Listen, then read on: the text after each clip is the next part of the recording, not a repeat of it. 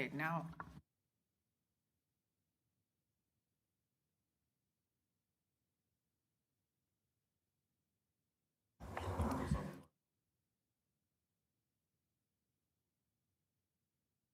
The light comes on. President Davis, the feed is now live. You can turn on your mic and start the meeting.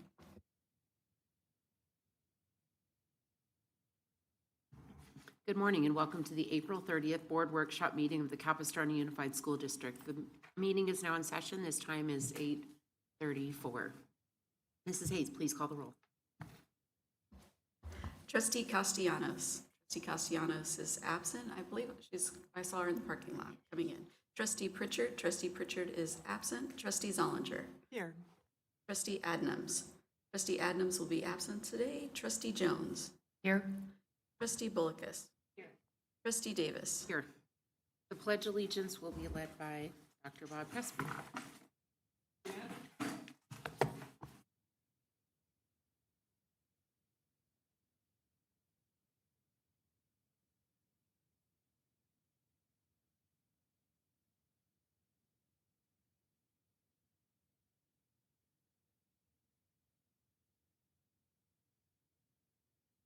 A motion to adopt the agenda Second. by Trustee Zollinger, seconded by Trustee Jones. All those in favor say aye. Motion carries 4-3. 4-0-3. Mrs. Hayes, before the board recesses to closed session, is there anyone who would like to speak to a closed session agenda item? There are none. The board will now recess to closed session to address the following agenda items. Conference with labor negotiators, CUAA, CSEA, Teamsters, CUMA, and unrepresented employees, and public safety. The board will convene to open session at approximately 11 a.m.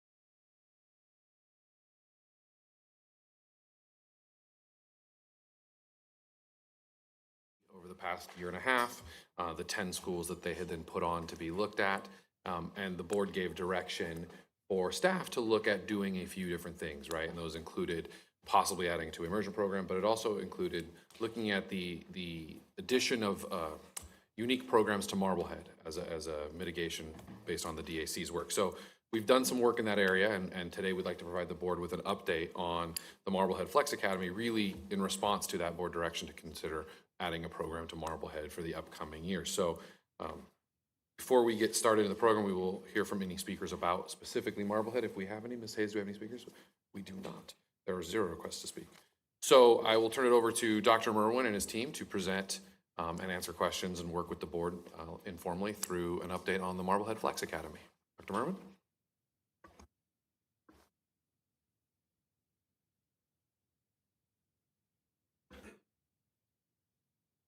Thank you, Dr. Brown and trustees.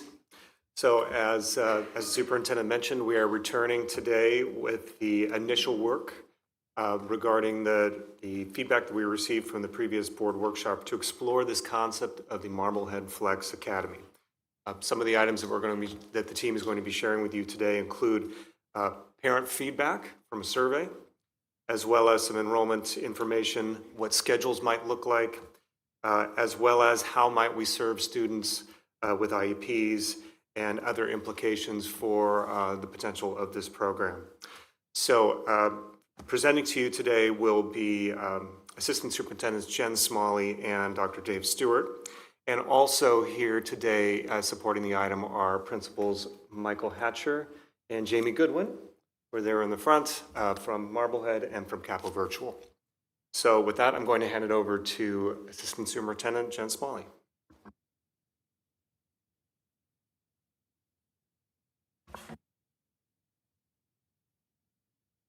Is it on? Okay, perfect. Oh, I was waiting for a light.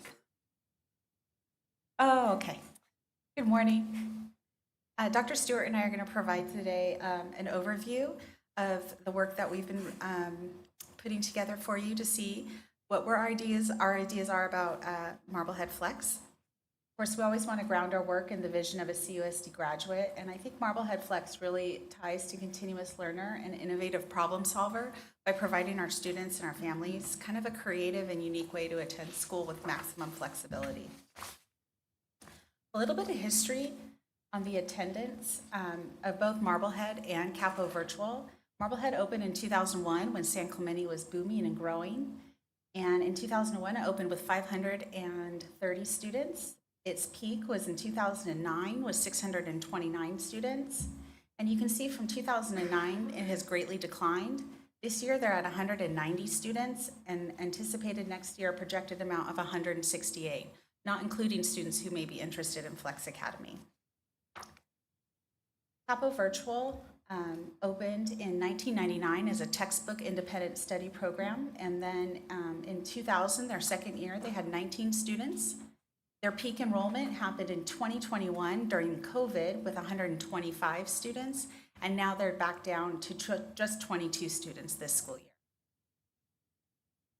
Based on the feedback you provided at the March 5th board workshop, we've been working with Principals Hatcher and Goodwin to really come up with some creative and innovative drafts and samples for you to see how Marblehead Flex could provide maximum flexibility and innovation for our families. Our first step was to administering a community survey. We sent it to all of our elementary school parents, as well as we pulled the email addresses of former Capo parents who had gone to charter and private schools, and sent them the survey as well. And we wanted to seek out what they were looking for in an independent study program. The survey was sent out on April 2nd and remains open. As of April 22nd, we've had 307 people respond so far. Of the 300 plus respondents, 107 came from Capo families, 10 from private school families, and 5 from charter school families. We had 88 families that expressed interest in Marblehead Flex, which would result in potentially 125 students attending Marblehead Flex, just based on that initial survey. When we did the survey, we asked a variety of questions, and the next couple of slides are going to highlight some of the key points that we took to develop some of these drafts for you.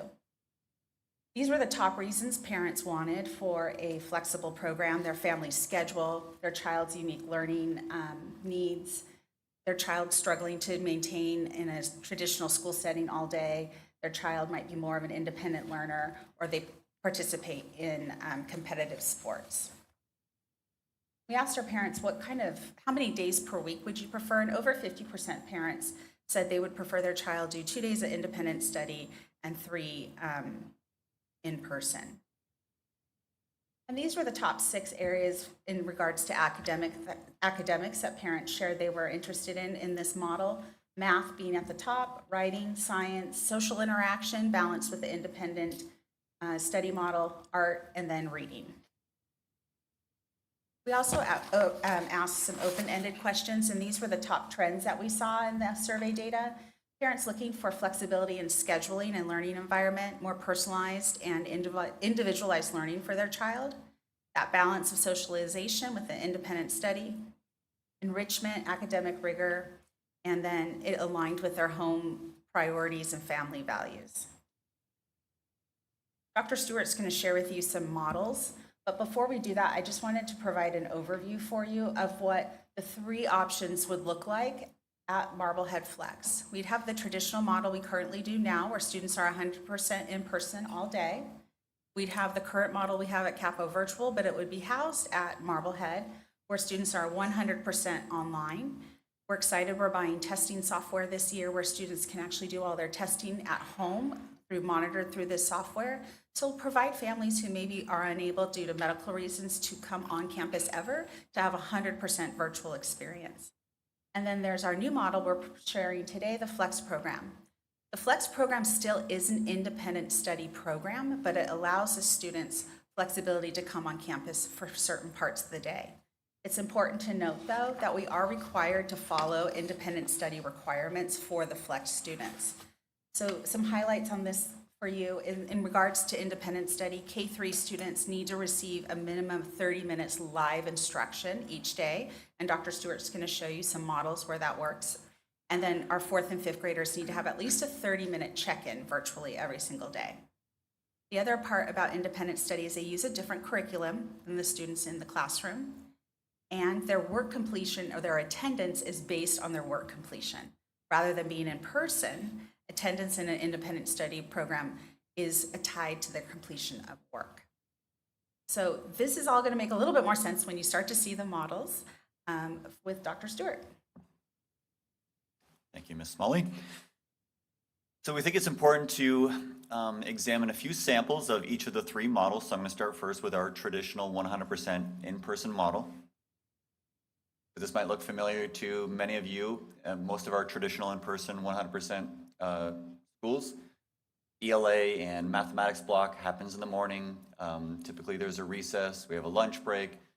Our specials, in addition to science, social studies, you typically see in the afternoon. And on this schedule, the sample schedule, we have early dismissal on Tuesday for teacher collaboration. In our 100% independent study program, you'll notice that each day there is 30-minute virtual check-in for students with their teacher. This is a requirement of our independent study program. In addition, there's flexible time for students to work on their assignments, and then additional time available. Students need help from their teacher, and they can schedule a Google Meet with them one-on-one or small group.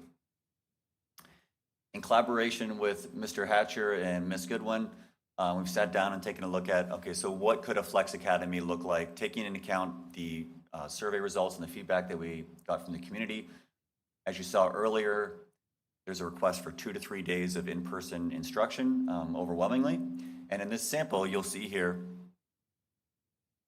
Mondays and Fridays would be the independent day that students have the most flexibility to be completing their studies at home, similar to the independent study program. And then the Tuesday, Wednesday, Thursday schedule would mirror what we do in our 100% in-person model. The next couple slides, just kind of wanted to compare side by side how the different models compare day to day. This is the Monday-Friday schedule, which you'll notice that the 100% independent study program on the left and the Flex program sample on the far right, those are very, very similar, right? And they would mirror each other almost identically on Mondays and Fridays. On Mondays, the 100% in-person schedule will look very different. If we look, sorry, Gil, go ahead.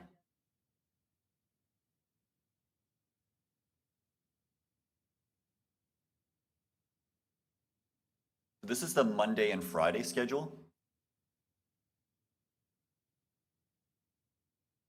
Right, so just focusing in on Monday, knowing that Monday will also mirror Friday. Yeah, it's so that you can see a comparison between, if you think about the 3 models.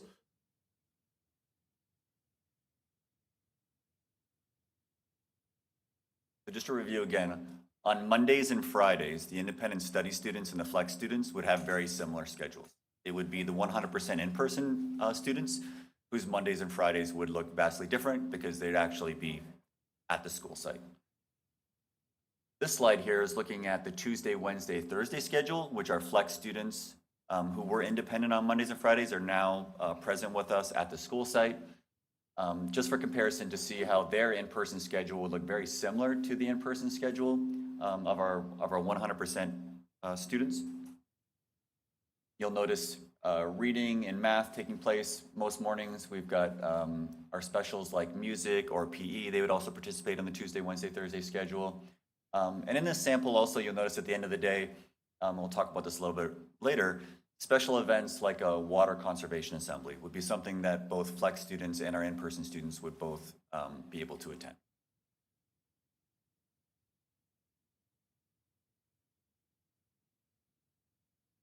Okay.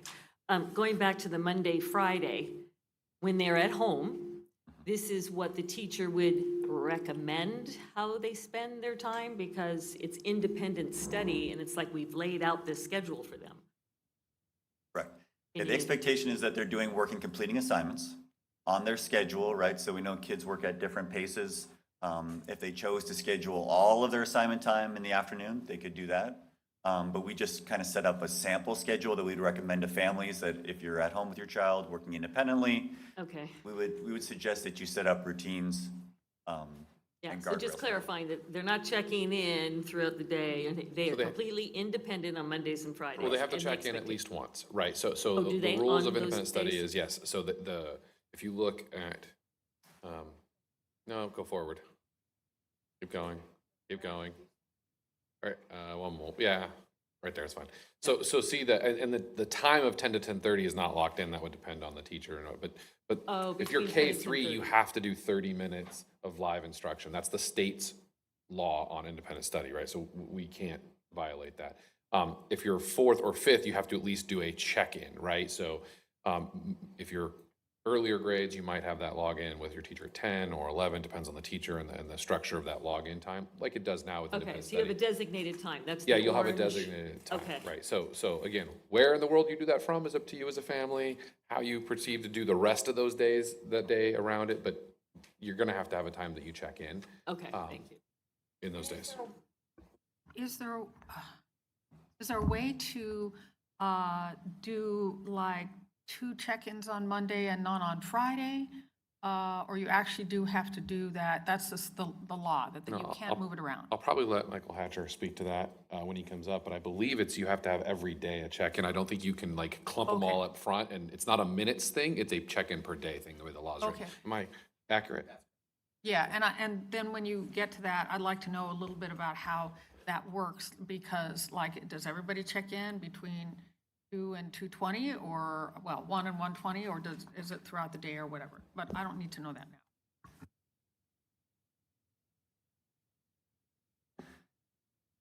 So I'm going to ask Mr. Collins to share a little bit about how we support students with special needs in this program.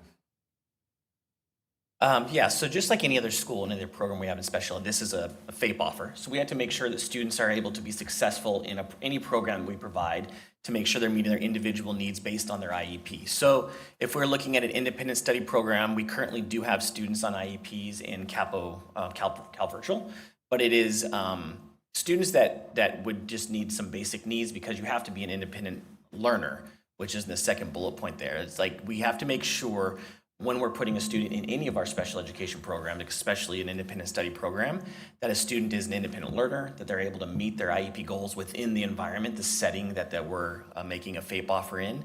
And if there are any additional services, can they be met through that program? So they do, Cal Prep and Cal Virtual do a great job right now of meeting with individual IEP teams, the different schools, looking at every single student individually and what their learning styles are, what their abilities are, what their unique needs are, to make sure that they can meet those requirements within an independent study program. And then also, again, as Ms. Smalley has said earlier, the Flex Academy is an independent study program. So we need to make sure the independent 100% online and then the Flex Academy mirror each other when it comes to meeting those students' unique needs when it comes to special education IEP needs. So if a student's not being successful, like an IEP team holds an IEP, they make a FAPE offer of Flex Academy or the 100% independent study. If the student's not being successful, you're going to have several meetings, some SST meetings, some things to make sure that we're providing intervention. And then if a student continues to not be successful, then we would hold an IEP to discuss, is this an appropriate option? Should we look at something that's more restrictive at our either at Marblehead within the 5-day week on person, or closer back to their home, their own home schools, and whatnot. And when you're looking at if a student does need support when it comes to, like, let's say a speech pathologist or OTs or PTs with those related services, students that are 100% online currently get those services at their home schools, their school of residence closest to their home. If they become a Flex Academy student, since they will be at school a couple days a week, on campus, we would then have service providers at Marblehead providing those services, and then the other students that are there 5 days a week, the typical Marblehead students would be, again, receiving those services at Marblehead as well. So a very quick snapshot of special ed. So, but it is kind of mirroring what we're already doing currently with the independent study program with Capital Virtual. Thank you, Mr. Collins. So we'd like to talk or share with you a few of the highlights of the program. Again, we're kind of at a 30,000-foot view and exploring and developing this model, but We already know from the survey results that we have many families that are currently engaged in a homeschool program that are interested in the Flex Academy. So obviously for those parents, the support of a credentialed teacher to help them, in addition to the flexibility, in person 3 days a week, but also available on the Mondays and Fridays to support. Socialization with other students. So again, building in routines and structures and daily interaction, recess, lunch, PE, music, as well as the instruction. Another huge highlight, I think, is the chance to participate in school activities, field trips, things that we traditionally think about that we remember about school would also be available to our Flex students and also potentially to our independent study students as well. And then the last part here, lessons, SEL, we know that we utilize Second Step to support our students with learning about problem solving and empathy and managing our emotions and those types of lessons. Those would also be included for our Flex students. The other highlights of the program, as we are all aware of, next year we're moving into dance and movement being a part of our physical education program with our elementary age students. That would be available to our Flex students as well. Block music, primary music, our district-led art lessons that will be 6 times per year would also be included in their schedule.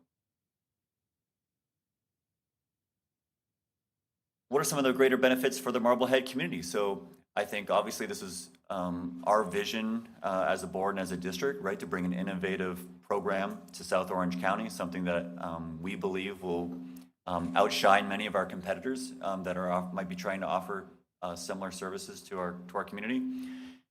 And with more students allows us to offer a more comprehensive program. So adding more students, adding more staff, give us many more options for what we can offer to all of our students at Marblehead, both 100% in person, online, and in the Flex.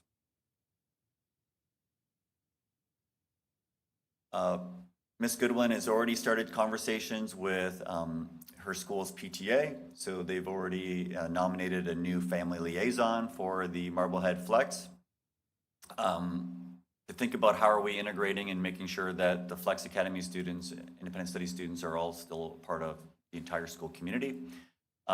Last year, they implemented, I believe it was the second one, Dolphin Day. So this is a day in advance of the first day of school where families get to come on campus and get a chance to walk around the school, meet the principal. The PTA organizes a lot of fun events and activities on that day. That would also be offered for our new students that are coming for the first time.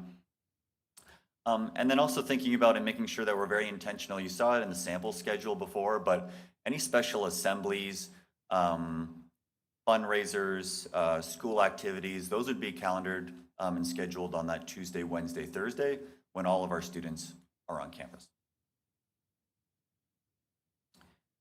So thinking about next steps and consideration. So based on recommendations today, looking at finalizing a criteria for enrollment, inclusion of a TK program. So there is curriculum for transitional kindergarten.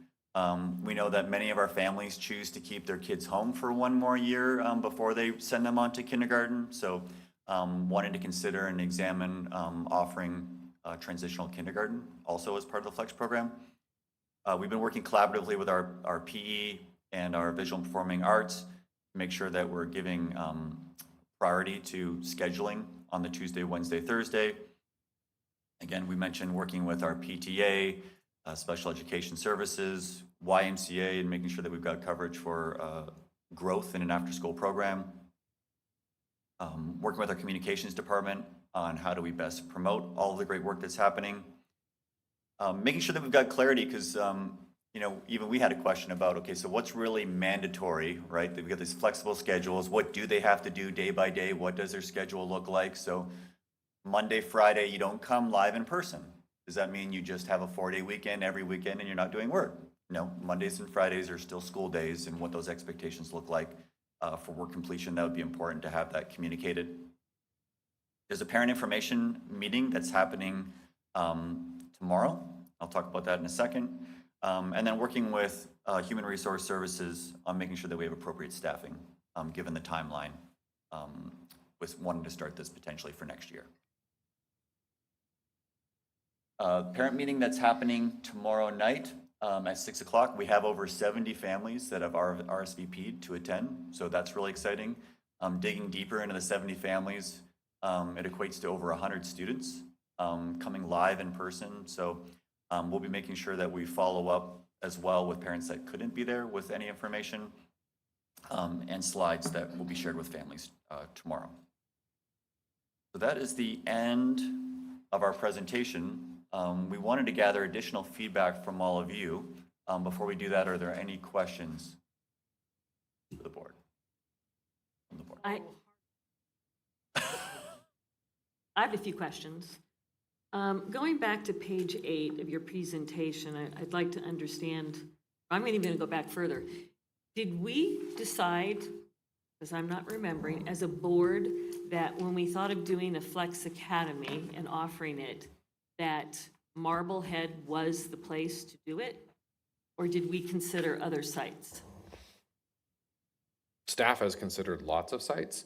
Marblehead was the one that we presented to you to get approval to pursue looking at, and we did that on March 5th. We had the direction to look at adding a program like Flex to Marblehead specifically. So we did name Marblehead on the March 5th board workshop as the site we were looking at, specifically because of its proximity to the freeway. So it's ease of access for families that might be coming from all over the system, right? So it's an easy in, it's easy out. It has plentiful parking. It had the actual available classrooms to house the independent study teachers. So it met sort of all of the criteria logistically to have that, as opposed to trying to force this program into a school site that maybe doesn't have the space or has other impacts near it. Okay. Well, at the printing of this report, 303 responses were received, and we received less than 30% of yes interest. Did we talk to the 70-some percent that are not interested in this? Do we know where they are, and did the location have anything to do with it? Most of them are current Capo families who are currently in a full-time program. So they're students who are going 5 days a week to some school, and they're totally fine. They don't want to change. They're not interested in the program. So, because the survey went out wide, anybody could fill it out. So you had a lot of our own families fill it out and be like, thank you, but no, which is fine, right? They're in our system. They're not, most of the people who filled out the survey were in our system at our schools. So this was not a bunch of people who, 70% of people who were outside our system and had not chosen us and who were continuing to not choose us. These are people who are already in our system.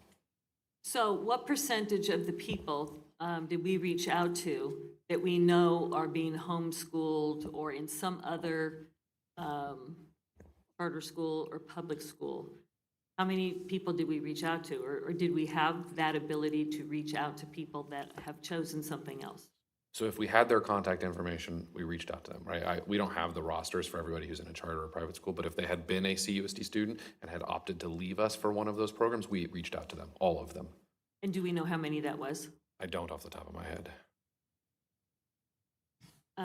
Okay, and then my next question is in regards to the Flex and the 3 models. At what point will we learn, because you're talking about preparing to staff it, knowing what percentage of the number of students that will attend and partake in this, whether they're going to choose the 100%, the 3 different models, because that kind of really makes a big difference in how you're going to staff it. So the cart before the horse, what comes first, and how are you approaching this? Yeah, I mean, the school continues to exist with its own regular students, right? So the school will be staffed for that projected number. We're pretty confident that we know that number year over year. So that's the one model, right? We already are staffed for the independent study program through the Capo virtual program. So those teachers are just going to move over to Marblehead. So we've already staffed that. Now, if we get a bunch more of interest who are going to enroll during the enrollment window, then we'll restaff or add staff as needed to support those kids. But we have the ability right now to support the students that we know are coming. And then if we get a bunch more between now and July, we'll increase staffing. Do we have a deadline on this Flex program for them to sign up that they want to? Yeah, so our plan is to do it in sort of 2 windows. So we're going to do a window of enrollment. We're planning to open coming up tomorrow maybe through July 1. That would be the main window of enrollment so that we have an idea of staffing, right? But like our independent study, once we've staffed, if there's availability and somebody wanted to enroll in August and we have room, we would take them. If we don't have room, then we would probably waitlist them because at that point it becomes hard to start hiring teachers in October or November, right? So we're gonna do a kind of a main push, and then based on what that leaves us with staffing, we will fill those as people decide that they want to come to the program. And then if we have a bunch of interest for the following year, we can grow the program. Okay, thank you. Right now, we have 22 students that are currently enrolled in the Flex program, so that's. In our independent study Our program. independent study. Yeah. Right, so moving that over, staffing will Follow. be significant. And then next year at Marblehead with 168 students, does it look like that we will be having to have combination classes at 3 grade levels? No, just 2. Because that's. Yeah, they we don't will come have, in there will perfect be, bundles. no, but there will be Students don't come combos. in perfect bundles. There will be combo by age. classes, but we're not looking at 3 grade combos, just the standard 2 grade combos.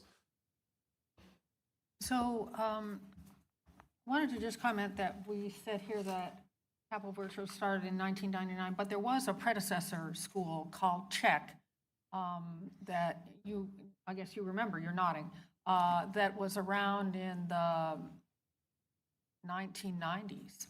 And it was right by the old Capistrano Library in a building that is now gone. But anyway, I remember that very well because I knew people who had their kids in that school.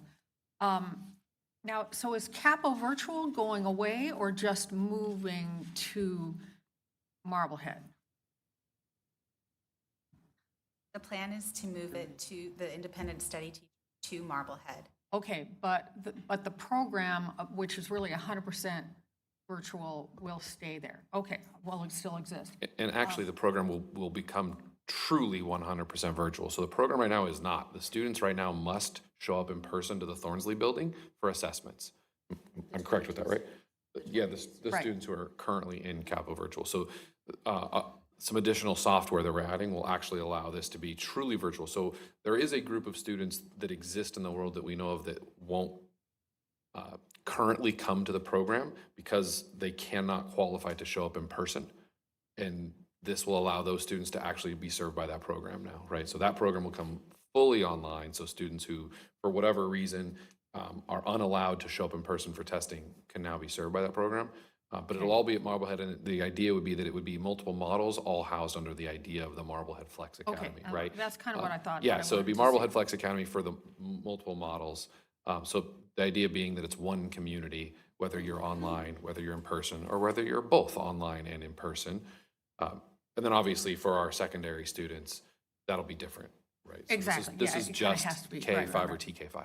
Okay, so, because the numbers here indicate mostly combos, but we will figure out a way to accommodate them so it's not all combos. But of There course, will we be also combos. don't. I'm not going to promise there's not going to be combos. Oh, There- no, it there- has to be. There No, will no, have to no. be combo classes. Right, I understand. Jamie's but- freaking out over there. No, there has to be combo classes. No, I understand. It pretty much has to be, yeah. But with the flex program, that is somewhat easier because on Monday and Friday, they are doing totally different assignments. They can be, and that's where those independent study teachers could be present with Right. them. So there's no doubt that staffing this first year could result, especially with the serving of IEP students, it could result that we have to overstaff slightly Mm-hmm. for the service providers and for other things. But if we're going to try and get a program like this off the ground, we have to try to do Right, something. and it will grow. A parent called me about a problem they're having in one of the charter schools, and they wanted to go to independent study, and I was telling her, and Mr. Hatcher knows, that we have this independent study program, which she knew nothing about. And I think as people move into this, it will grow because it's a great option, and I know other districts do something like it. Yeah, that's So- a good point too. So I should have been more clear about the registration. The full independent study, the 100% online, kids can register for at any point in the year, and that will continue, right? If they're going to be fully online, we currently take them at any point in the year. Okay. And that will continue. So if you're choosing to just go to the online model, we'll be able to continue to serve you. Okay, and that was a question I had as well, but in this new, in the Flex Academy, the I'll call it a hybrid academy for one thing, you won't have so much easy in and out because you've got certain number of students and teachers and this and that. Whereas in the fully independent study, there's a little more give because there's so few students per teacher and such a wide grade span. Yeah, I mean, if you want ultimate flexibility, then you're an independent study Right, student, right, right, right. I mean, this is, the idea would be that this is to try and hit that middle need of a Right, kid but my who question wants a is little- that in that, we're taking kids Whenever. whenever, but, and that will be less so in the new program. Right, because once you're in person, there's a ratio I have to maintain. So once we're full to what the Right, teachers can handle on exactly. the Tuesday, Wednesday, Thursday in person, then we can't take more kids Right, into it'll be that about, particular can we, model. for the ratio, yes, I understand, okay. So how did we decide on this Monday, Friday, independent, and Tuesday through Thursday? That doesn't seem like that, if I were the parent, that's not what I would want. I would want to have something more like Monday, Wednesday, or Tuesday, Thursday, rather than the, If you look at the survey data, the responses from the surveys were that the predominant was that they wanted 3 days a week. I understand So- that, but, We also know that Mondays and Fridays are the days that they generally are not with us. I was thinking. So that Well, those are, choice. that's the I days that our understand. attendance is the lowest, that No, I families are understand. opting out of school, and that they wanted 3 days a week. So when you put those two pieces of data together, it became a Tuesday, Wednesday, Thursday okay, option. In the future, if the program were to get bigger, we would be able to then think about having like a Tuesday, Thursday option, a Monday, Wednesday, Friday option. But the Oh, reality okay. is, we can't staff for every possible eventuality. Got it.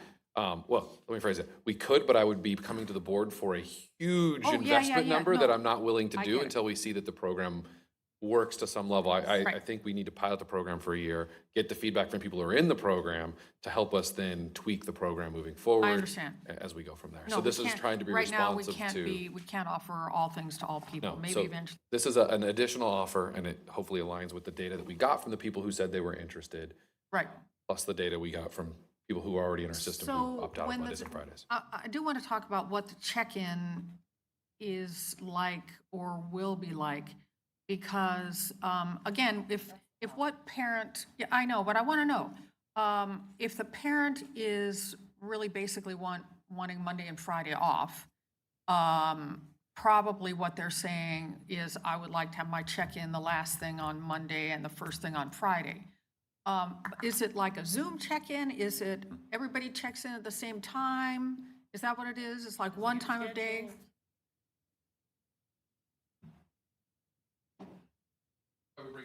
Yes, come sit.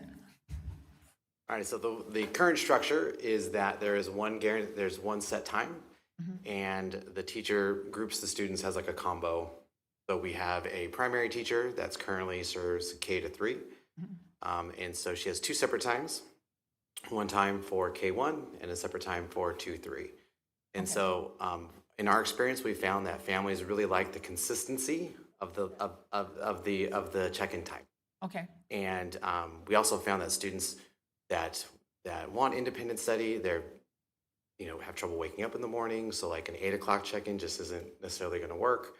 And then also the activities going on in the afternoon. So that's why.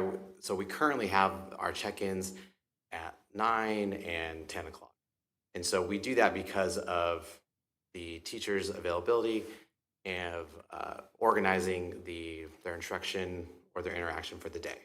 so so if you're teaching, let's say you're going to be the teacher for a TK1 combo.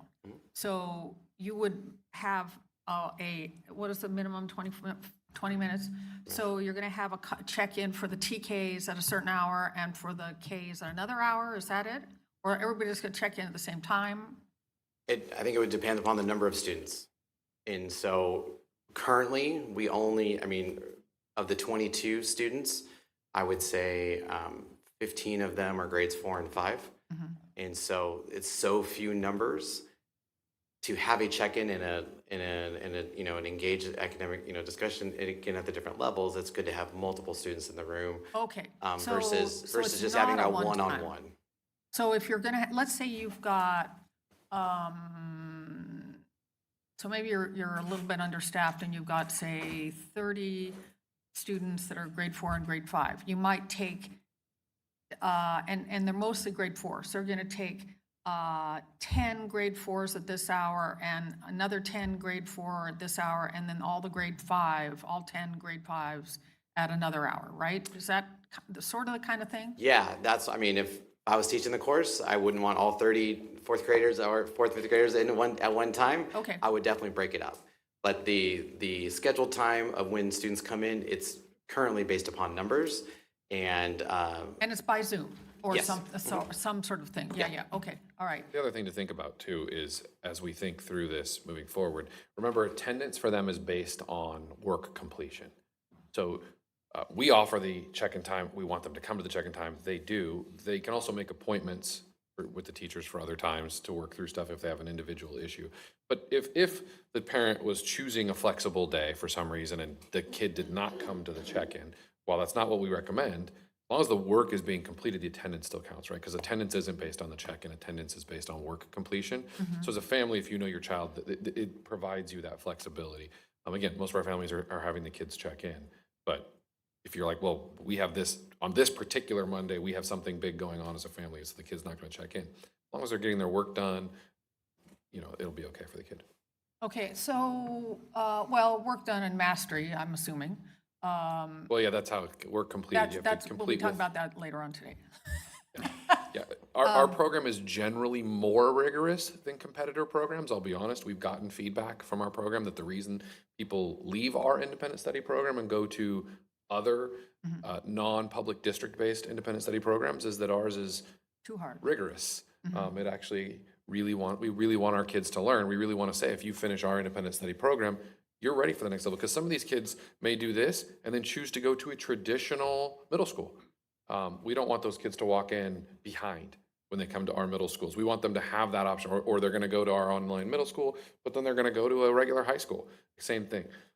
Often when those families opt out, when they do come back, their students are unfortunately behind. And we've shared data with one of those programs here in this boardroom, right, where the metrics for those students are in the red category on the state dashboard in pretty much every category.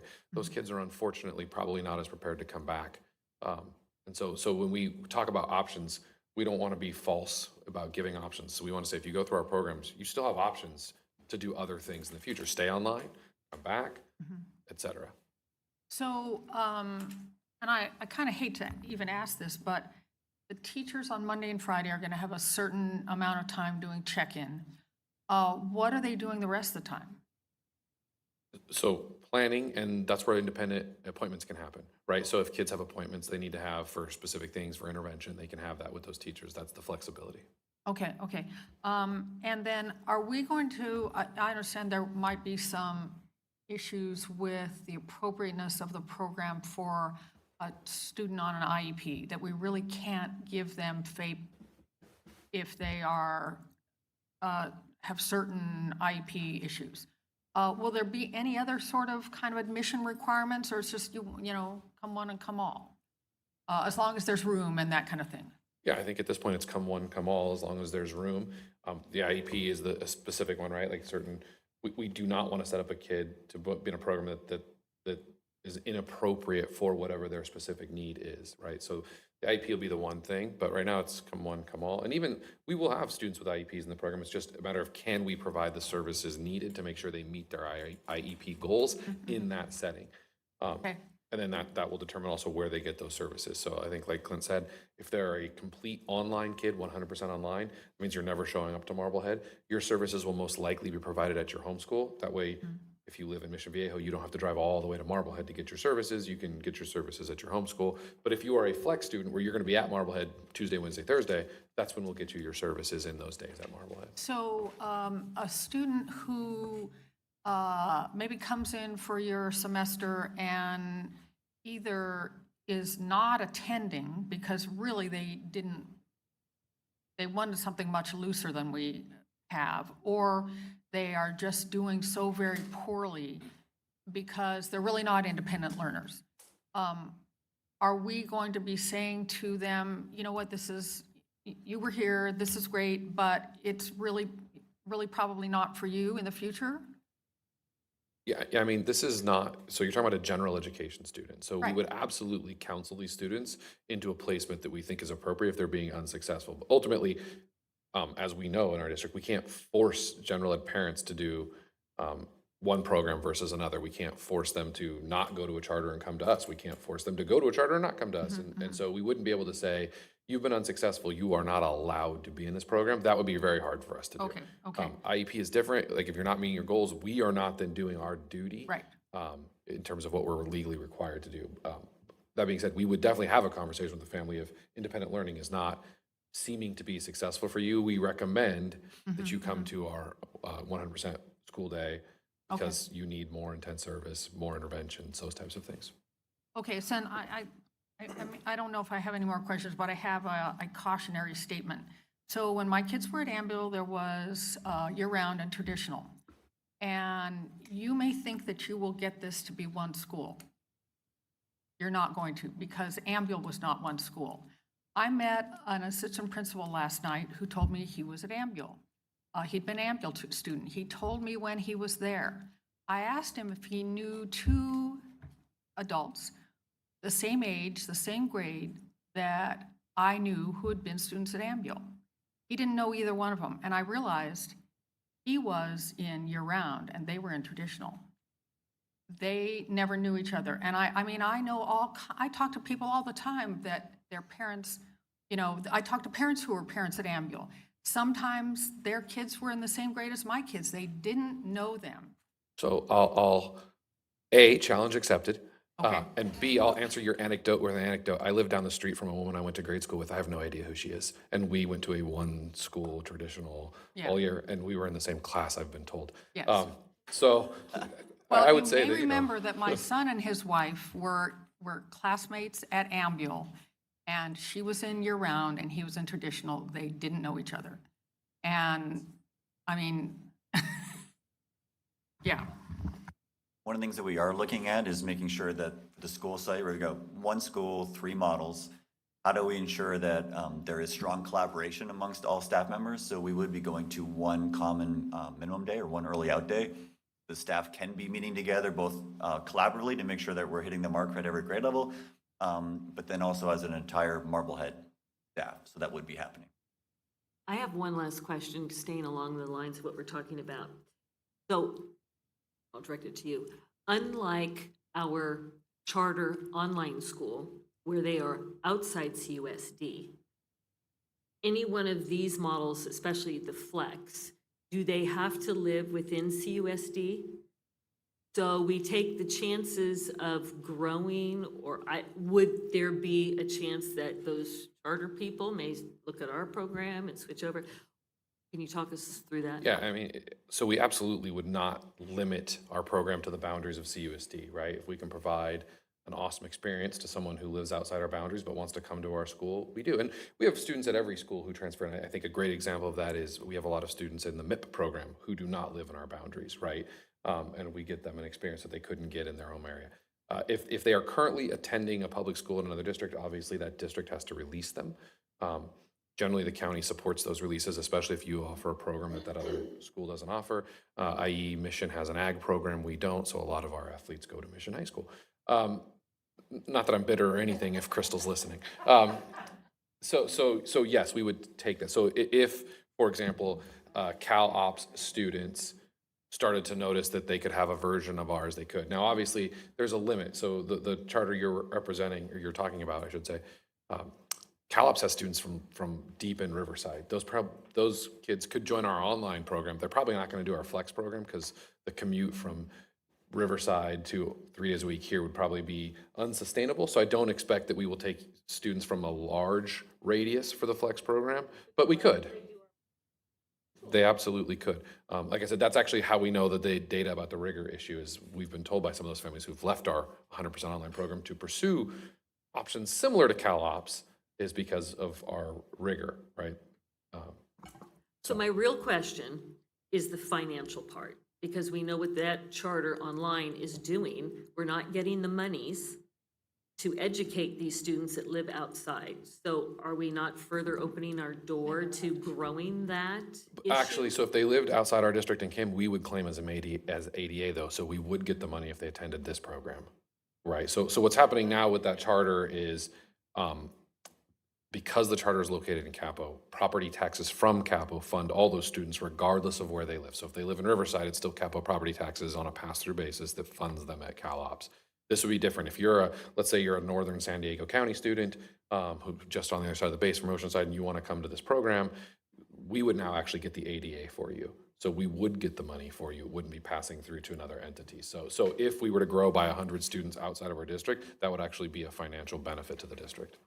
So is it legal that we could solicit from that charter that's within CUSD to make them aware of this program that we have? I would say marketing is always legal. Soliciting at the charter and their events, probably not. And Ryan does do marketing, so I will tell you that Ryan did some marketing in Orange County areas outside of our boundaries for the MIP program, and I believe we got, I don't know if Ryan, if you're listening, but we got like 4 students from Corona Del Mar area who joined our MIP program this year in response to some KCAL 9 advertising and some other advertising that we've done. So we absolutely can advertise in selective areas to targeted people who we think that this program might speak to, like we've done with MIP. To add on to that question, but the 100% virtual learning, we would not have the financial benefit. Yes, we would. We would.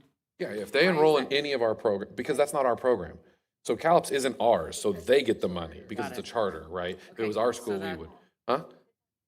Right. Yeah, it's our school. This is our school. And yeah, and it's So not we a would. charter. It's not a charter. This is ours. So we will be doing a little recruiting. Yes. I would, yeah, I would say we can't go visit their events and like Zoom bomb them and jump in, but we can definitely market our program.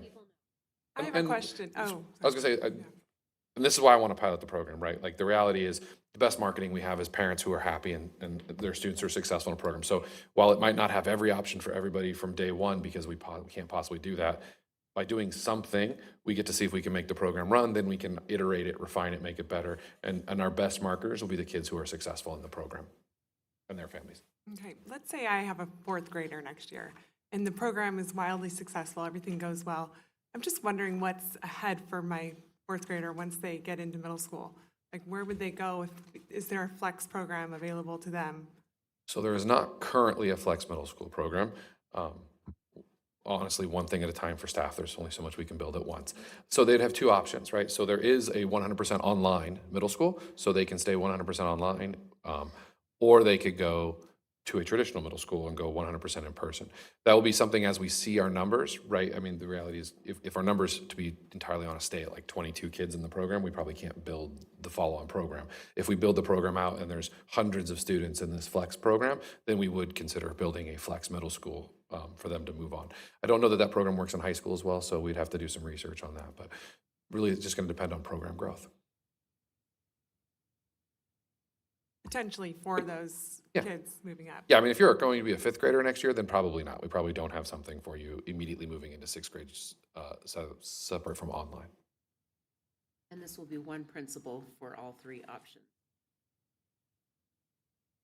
I think that's in there. We can talk about staffing. It will and it won't, because we also have multiple online programs. So right now, yes, the Marblehead principal would be over the Marblehead Academy, all 3 options. And then the way it's looking is that Mr. Hatcher will be split amongst the middle college and wherever our middle school online program lands, because he'll have to administer both that. So while those teachers might be on the campus of another school as we empty the Thornsley building, Mr. Hatcher would still be their administrator and would administrate for all the families for the middle school and the high school. Marblehead will be one principal, but all of our online programs wouldn't be all housed under that Marblehead principal, no. 100% in person and the flex. And the virtual, so all the Marblehead Flex would be one principal. But I say that because I don't want to blend this idea, because we're moving all of our virtual programs out of Thornsley building, so Mr. Hatcher will still stay over the secondary virtual programs. So all 3 of these programs here will be under one Yes, principal. under one principal.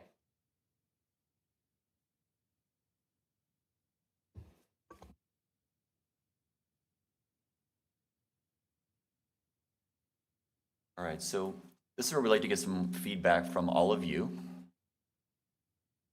Second, forward.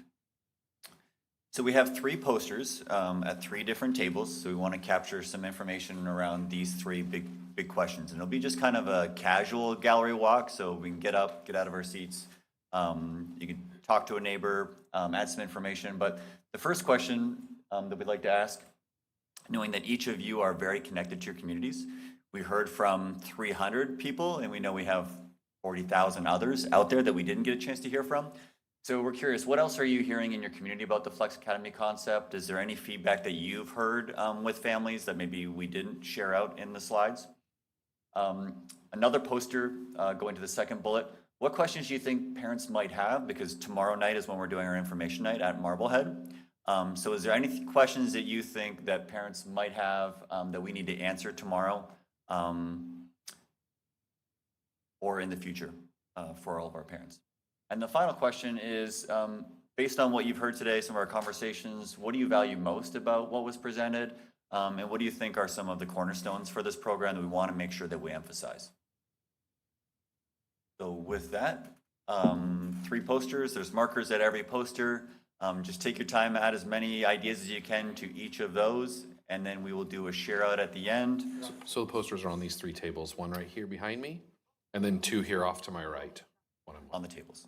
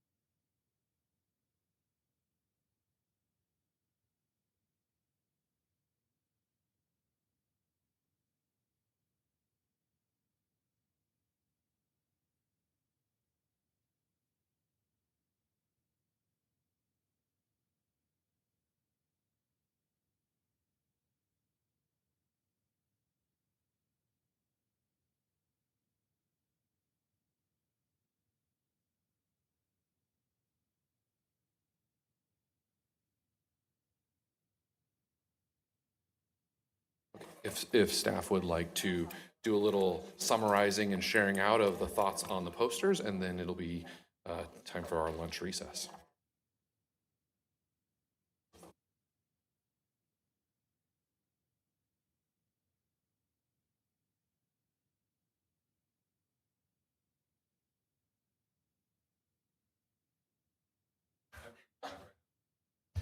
It's like zoomed right in.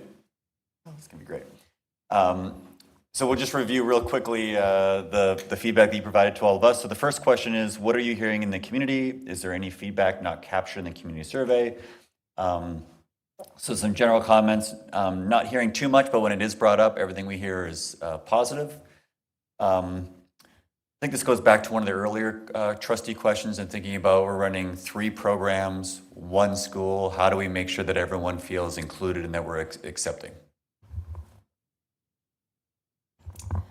The second question was, what questions do you think parents might have that we need to answer either tomorrow at the informational meeting or in the future? Ideas about how the flexibility will provide opportunities for students to socialize, addressing rigor, addressing students who are advanced, and then Trustee Zollinger's idea of what happens if they have gone there for 4th and 5th. Is there a middle school option? And then the last question was, what do you value most about what was presented, and what are the greatest strengths of this model? Flexibility, allowing socialization along with flexibility, and options for our families. Okay, at this time, I suggest we recess for a 1-hour lunch. The time is now 12:32. Trustees, I will ask you to return to the boardroom at 1:30.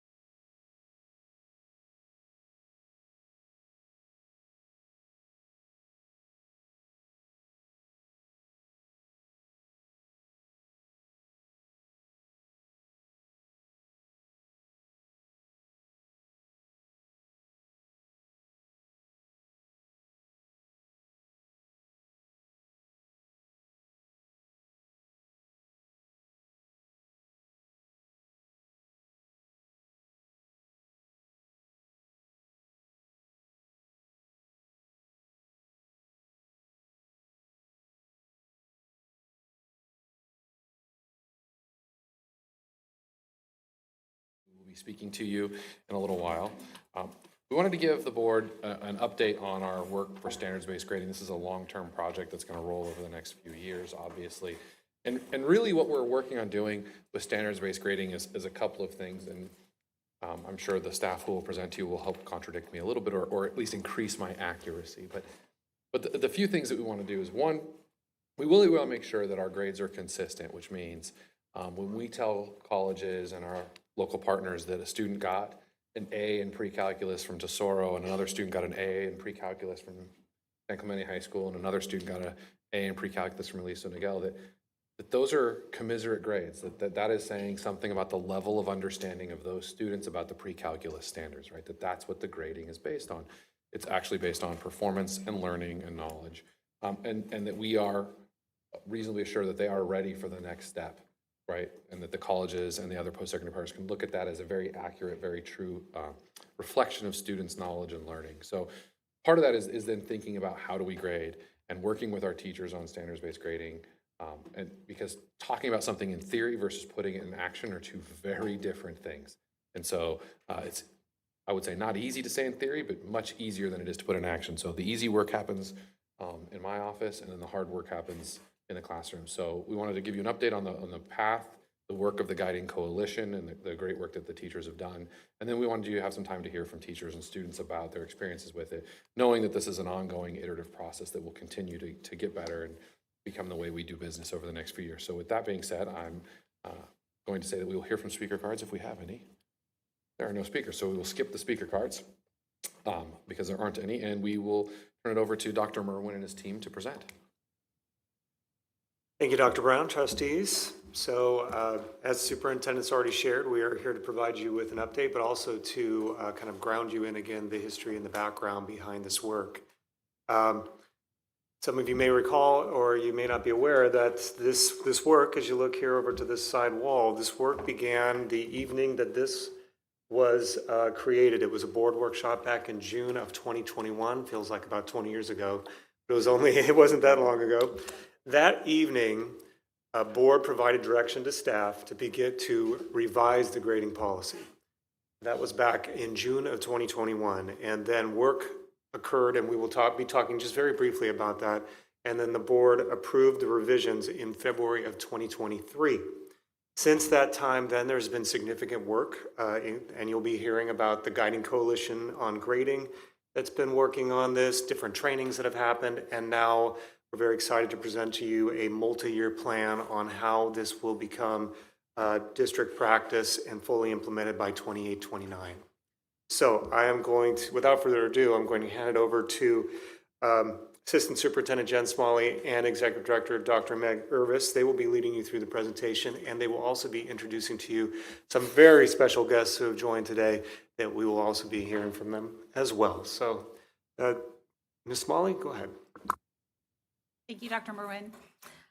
We've provided trustees questions. Dr. Irvis is going to lead a moderated panel this afternoon, and we just wanted you to see the questions that we're going to ask our students and teachers. In case if you have the same questions, you'll know that we're going to ask them, our experts, in a few minutes. We're honored to share with you today our journey towards standards-based grading. Standards-based grading is our natural next step in our professional learning community work at our middle schools and high schools. Our secondary schools have been focused on developing robust tutorials to provide both reteaching and reassessing opportunities as well as enrichment. And standards-based grading is the next step in that process and work at our school sites to support student learning. We always want to ground our work, as Dr. Merwin just mentioned, in the vision of a CUSD graduate. Irvis? Thank you. So why standards-based grading?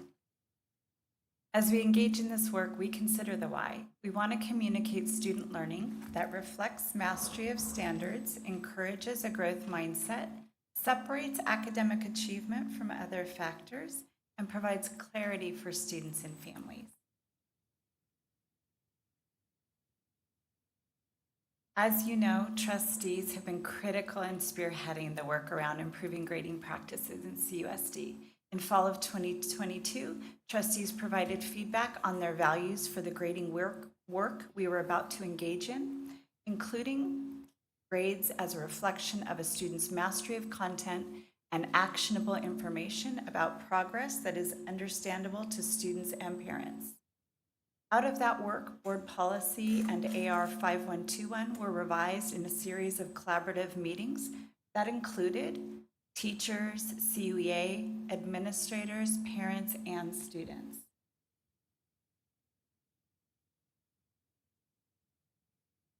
Some of the key shifts of Board Policy 5121.1 are reflected on the slide, including evaluating students based on standards, how that information is shared with students and parents, and that grades ultimately reflect a student's level of mastery of learning targets with multiple opportunities to demonstrate understanding through a variety of assessments.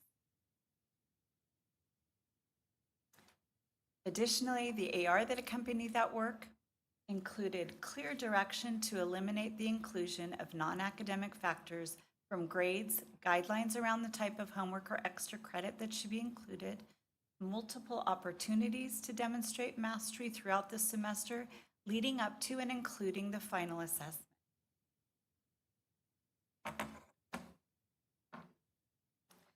The work of communicating standards-based grading to parents is ongoing and will be a critical component of what we'll be doing next year.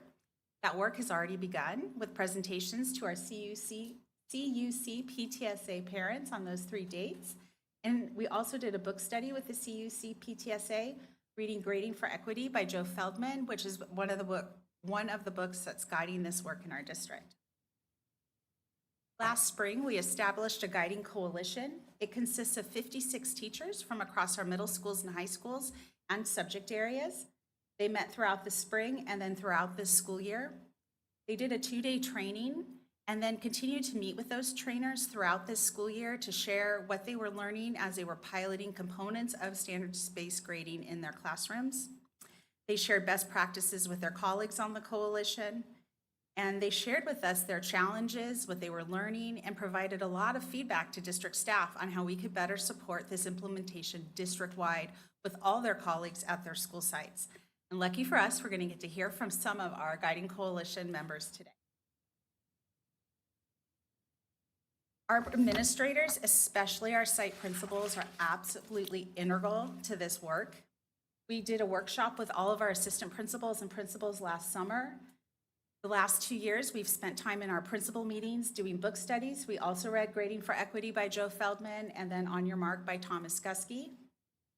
Our principals are exhausted about talking about standards-based grading with Dr. Irvis and myself at every secondary principal business meeting, our middle school principal meetings, and our high school principal meetings. We have been talking about standards-based grading, but it's been very exciting for our principals to share what's working well at their school sites. They're sharing the experiences of students who are going through this pilot with a teacher and highlighting things and sharing challenges and working together as teams to figure out solutions of how we're going to implement this district-wide. So we really do focus on student learning and that vision of a CUSD graduate. I meet with principals every 3 weeks. In those meetings, we always talk about the progress of standards-based grading. I ask them to share what have you accomplished since the last time we met in this area and what will be accomplished next time I come back. I've had the opportunity to see really neat things. Some of our principals have led book studies with certain departments or with their leadership teams. And then we've also shared best practices. For example, Principal Ezrati at Tesoro High School created a survey for his staff, asking his staff, of these 15 components of standards-based grading, which ones are the most easy to implement or do you agree with, and which ones are going to be the ones that you need the most work with? And then he shared that with our principals. So now all of our high school teachers have taken that survey and most of our middle school teachers, which has really helped our principals lead the instruction in this work at their school sites and personalize it to their staff. And then we have another training coming up for our principals this summer as well. Just as a quick reminder, the books that were mentioned, the book studies are also the books that were given to the trustees a few months ago for you to read as well. Although our Guiding Coalition teachers, those 56 teachers, have had extensive training and they themselves have gone out and shared the message at their school sites, all teachers in CUSD have had some training with this. In addition to the specific site training experiences I just shared with you, we did have road shows last spring and went out to school sites to share information to either departments or entire staffs. And we had several 2-day trainings. And then all teachers on November 1st went through standards-based grading training for middle school and high school teachers. And we completely recognize that November 1st had challenges due to our limitations on space and audiovisual and putting that many people in a room to come together and do small group discussions. But a really positive thing came out from November 1st, and that was the feedback from the teachers that we need to simplify this training, target it specifically to CUSD teachers and make it one day. So we did. We took their feedback, we made a one-day training, and since November 1st, we're really excited to share we've had 400 teachers go through this training based on the feedback from November 1st.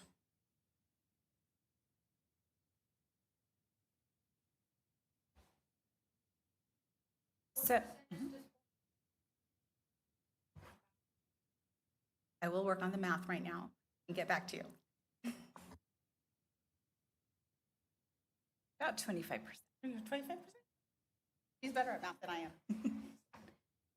We had to count everyone for those first trainings. About 25%.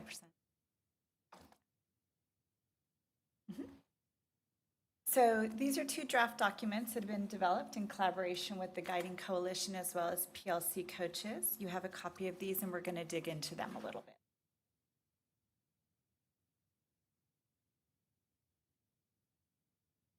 So the research on grading suggests that you need to go slow to make such substantive change, especially in a large district like ours.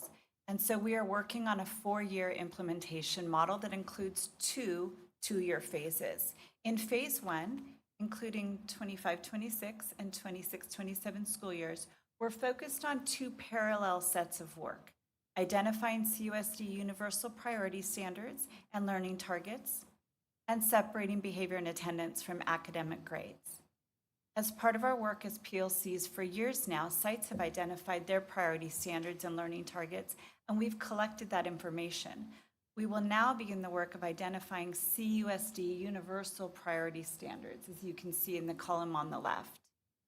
This came out of requests from teachers and department chairs across the district, both middle and high school, and across content areas. It's the critical next step for our PLC work that is connected to this grading work that we're engaged in now. So we will be identifying these universal standards and targets across courses in secondary. The work will be done by the teachers who teach the course, as they are best positioned to determine the guaranteed and viable curriculum for their subjects. This will support the existing PLC work around common department assessments and learning targets, and around reassessment strategies and norms. This is a heavy lift for any district, aligning content across every course in secondary, and especially again for a district our size. So to start with, the work will be done over 3 full days. We'll be utilizing 2 existing PLC days that we have in secondary by content area, but we have calendared those so that everyone in English in middle school is on the same day, or math in high school on the same day. So capturing those 2 days, which already exist, as well as November 1st, teachers next year will be working on the priority standards that will become our universal CUSD priority standards and learning targets by course. Parallel to that work in phase 1, the Guiding Coalition is looking at how to separate behavior from academic grades and how to reimagine our current citizenship and work habit scores to support this shift. And I'm going to go back to that in a moment. So phase 1, identify universal priority standards, report behavior separate from academic grades. This will last for 2 years. In the following 2 years, we initiate phase 2. That will be in school years 27-28 and 28-29. And that will focus on establishing grading scales and a standards-based grade book. By placing these significant shifts in phase 2, teachers will be familiar with the why of the work and positioned to adjust the process of how they report grades in meaningful ways that better support students' understanding of their own learning.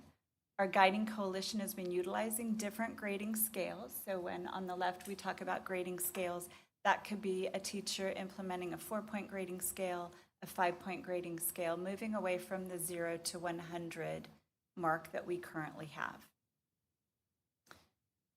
And that is very supported by the research on grading. And just to jump in, because I know we get one question from the public a lot, so we'll clarify it as many times as we can. The transcripts will still be A through F. So this will not change how a college looks at a transcript and a GPA, so your colleges will still see what they always see, so this won't have any deleterious effects on our students' ability to attend college or be competitive for college, right? So it doesn't change the transcript in any way, shape, or form. And because this work is all based on research, it's happening across the country, and it's actually there's research on how the students who have experienced standards-based grading are doing in college, which is also positive. There is nothing to preclude a teacher from utilizing grading scales in an individual classroom sooner than 27, 28, 28, 29. It's already happening in some classrooms, not only with our Guiding Coalition members who might have tried this with their students, but also there are teachers who teach advanced placement classes, IB classes, that have already been using a grading scale rather than the traditional 0 to 100. And this shift, the gradebook will eventually need to support the shift, and we will be leveraging our technology tools. Canvas has capability for this within its existing model, so we'll be looking at that, and our teachers will be letting us know how we can leverage those tools and which ones we want to include district-wide. But they'll eventually have gradebooks organized by learning targets and assessments that provide students with multiple opportunities to show mastery of those targets. So if we're separating out behavior and attendance from academics, we still need a way to communicate that critical information to families. Members of the Guiding Coalition, as well as PLC coaches, began to consider how to ensure that we effectively communicate what is now being called the CAPA way. We would be repurposing, this is the recommendation, so be reporting that through the semester in Canvas.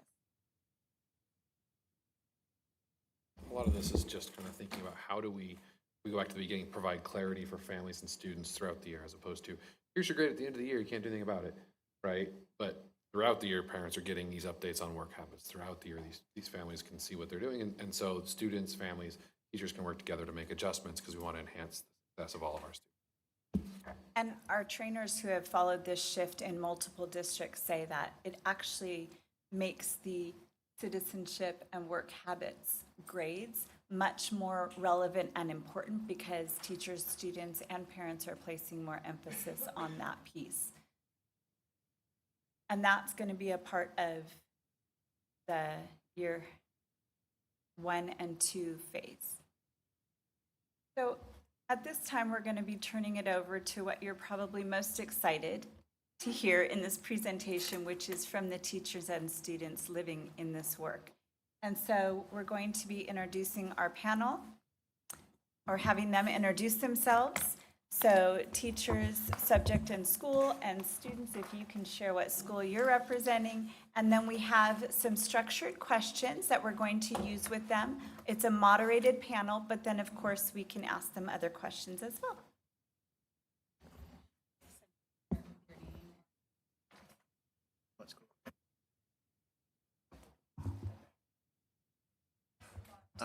Hello, my name is Sunny Nealis, and I'm from Dana Hills High School.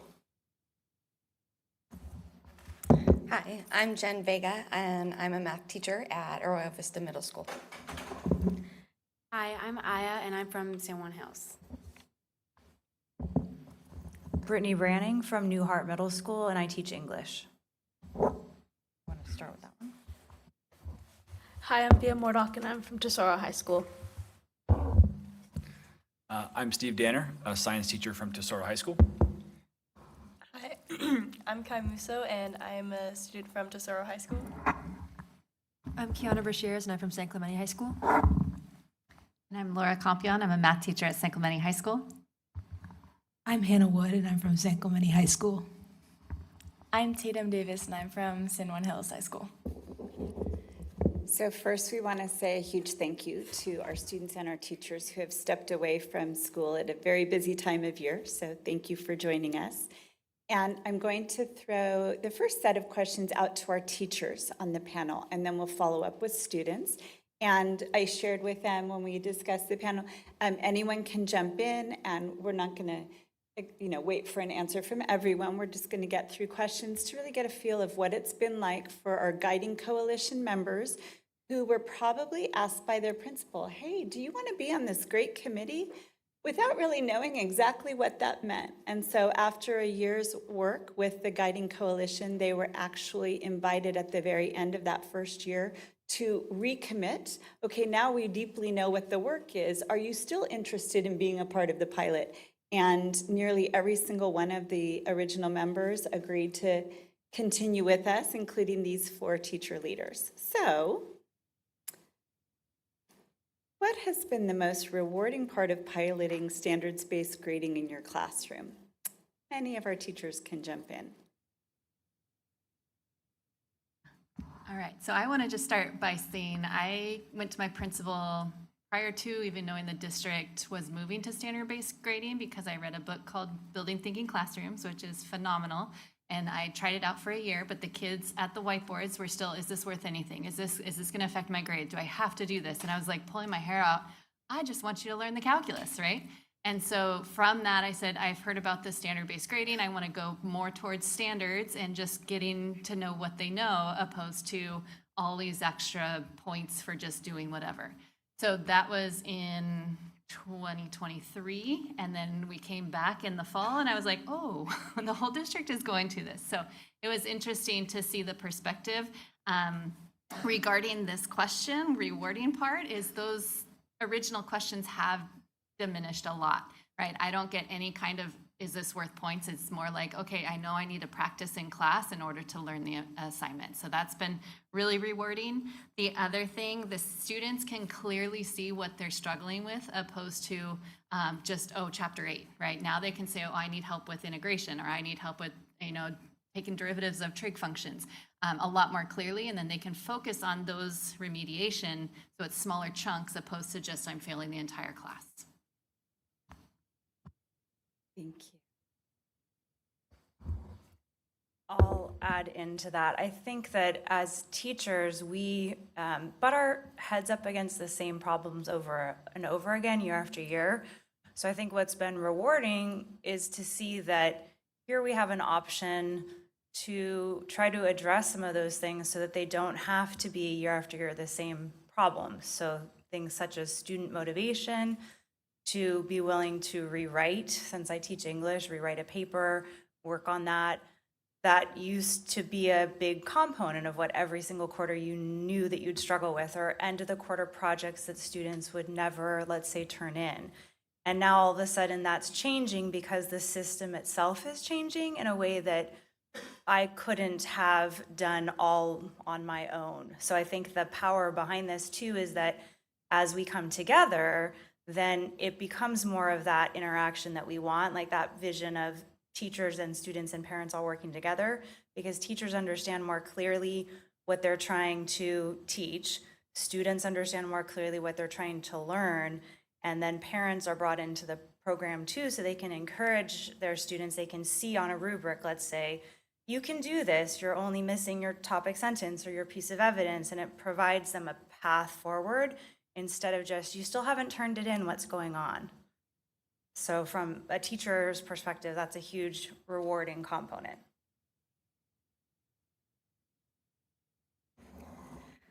I was all in when this started to happen. I tried to do this by myself when I worked at Las Flores Middle School with the algebra classes, because I taught high school, so I understood what they needed to know from algebra and could really hone in on those skills.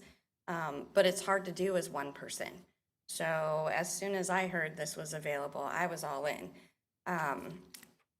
I feel one of the biggest rewards is that students are in it for the learning now. They're not trying to be point collectors. So they don't say, how much is this worth? What am I going to get for this? It goes to understanding now. What can I do to better understand this? And where can I seek that intervention if I need it? Is it going to be during class? Do I need to be part of a smaller group? Something like that. So the collaboration, what Laura said, having the building thinking classroom whiteboards in my room really helps facilitate them learning the content. And it's not just going home and practicing all the problems in the book for math.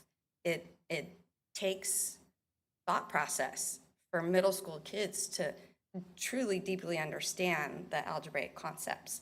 Because I tell them it's like having kindergarten all over. You're starting that new foundation, and it's got to stick with you through all the higher math courses. So, these are 12 and 13-year-olds trying to do the work of 14 and 15-year-olds. So them not getting so caught up in the minutia of, I have to get this assignment done. And for even just regular math 8 kids, homework to them is check a box. Oh, it looks like I did something. Here you go. So, but when it comes to standards-based grading, well, they see quickly if you're not putting in the work to understand, you can't pass the assessments and you're not going to understand the standard. So for me, that big picture is they're no longer point collectors. They're taking their own learning into their own hands. I'm really trying to understand. And I appreciate that several of you have kind of gone right into our next question. I'll just read it in case there's anything more to share about it. If you can describe a moment when you noticed a shift in how your students approach their learning because of standards-based grading. I was going to say I have nothing else to add to that question, but I want to talk to this one. So I teach science, and we do a lot of labs. And one of the frustrating things for any teacher, but especially for science teachers when you start reading labs and it's a group lab and next thing you know, you're reading the same answer over and over and over again. You've got kids that are just collaborating on the lab, you know. Big turning point for me this year was no more grades for lab packets, but there's a lab assessment the day after the lab typically. And on that day is when I assess the big points that the students are supposed to get from the lab. It was probably our third round of this year. I had a group of students working on the lab, and I just was kind of walking by, and they were all kind of going about the lab in their own way, using different strategies to complete the lab and the data collection and the analysis and all that stuff. And at the end, just as I was leaving, I heard a student say, guys, before we get done here, I need you guys to talk with me about all the analysis questions. Like he hadn't written down a single thing, but he knew that the next day there was going to be an assessment on it, and he wanted to make sure that he understood the stuff from that lab. That was unprompted. That was just, he wanted to make sure that he got it. And that is not something that typically happens during a lab rotation in our class. So that for me was like, oh, okay, this is working. Even though the kids aren't necessarily going to turn that lab sheet in because they didn't want to go through the whole process, they at least want to know the big picture and learn from it. That was a good thing. I liked it. I had to say during our final exam, because I hold the kids accountable to taking each standard 3 times, 2 times for sure, third time is an option for them, and we take the higher of the 2 scores and average them. So it just keeps them accountable throughout the semester. I don't know if they like it so much, but by the time the final exam comes about, they don't have to cram anymore, right? That they've actually truly learned the material, that it's like, oh, I've seen these questions 15 times, you know? So it's really exciting to know that I want them to learn calculus at a high level. That's my main goal, and I tell them all the time. And they're showing that's true. From before I was doing building thinking classrooms, the final, we're about 10% higher now with standard-based grading. And that's on an AP mock exam first semester. So that's huge to see that kind of increase because they're actually retaining the material instead of just memorizing right before the exam and dumping it, right? That's typically what happens in math classes.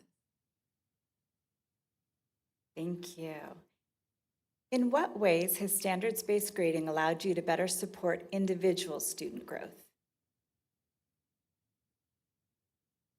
I guess I'll start on this one. Having been in the district for a while, I think it's nice, having been on the coalition, to recognize that, as our preview today shared, all of these pieces have been in process for a while, but it's now the full picture coming together. So we've had tutorials at our school sites for many years now, and we've had ELCs where we've been working to create unified rubrics for, let's say, a writing assessment. But with this final piece of the puzzle put together, all of a sudden the opportunity for what intervention could look like is dramatically different. The idea of being able to hone in on, for example, at a Newhart school setting, middle school setting, tutorial for, let's say, a specific writing piece, and have the distribution of students who need work on, let's say, a skill like claim writing, going to perhaps one teacher's classroom, and then another group of students going to another teacher's classroom who are really struggling with evidence. That's, now we're coming full circle. I think we have not been able to complete that puzzle because of this piece that was missing. So I see standardized grading as fulfilling that last piece of the puzzle. So for me, that's where I can foresee that individual component will just be remarkably different in years to come.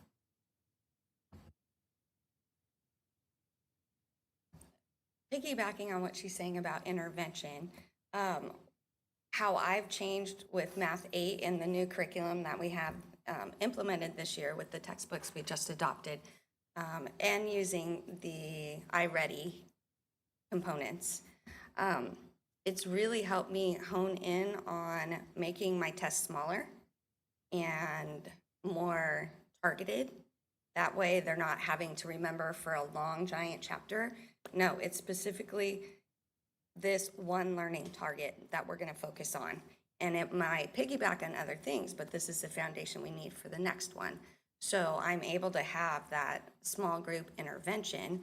And when it can't just be me, I'm able to take the higher level algebra and geometry students to be peer tutors because they've already gone through this content. So they come into my tutorial as well, and they peer tutor each other, and they start making these relationships to help each other understand. It's one of the most beautiful things you could ever see in a classroom. They're all doing it, and I'm just facilitating. Or I have the one that I know needs that targeted help, but some others may just need little spots here and there. The other thing is that they are getting multiple opportunities to show that they understand the content. And even though it didn't happen on my timetable, it didn't mean that it was impossible to do. It just meant they needed more support, more resources, and more time in order to understand that learning target. That for me is the biggest thing I've seen from students. I also think it gives hope for the kids who are failing, right? That the kids who have been missing so many assignments and whatnot, they're like, I don't even know where to start because my debt is so big to even get out of that failing grade. So I feel like with standard-based grading, it's truly looking at, okay, you might need to do 5 of these assignments to be able to take that assessment, but at least you don't have to do all of them, right? That it's just the assessments that are in there, that it gives hope to the kid to be like, I can still pass this class. Even to this day, I think I only have 2 C's in my class right now, but those C's, if they show mastery on the final, they can still get an A at the end of the semester, which is huge because they're showing me they understand it. So I like what Jen said down there. It's not, my timeline that I'm giving these assessments. It's throughout the entire semester. They still have a chance to earn that A because they showed me that they understood. Thank you. You're actually touching on our next question. I really appreciate it. How has your own teaching practice evolved during this pilot?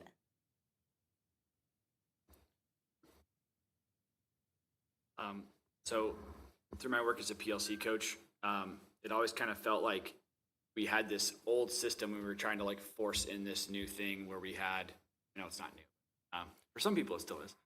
We have these standards-based, we have these priority standards, and we have assessments with priority standards, and we have reassessments. And how do you make that work in an old grade book? Standards-based grading kind of forces you to wipe the slate clean and just focus on the assessments that are telling us progress towards standard. And that fits perfectly with our PLC process where we're basically chunking and checking into small groups, assessing, intervening, and then reassessing.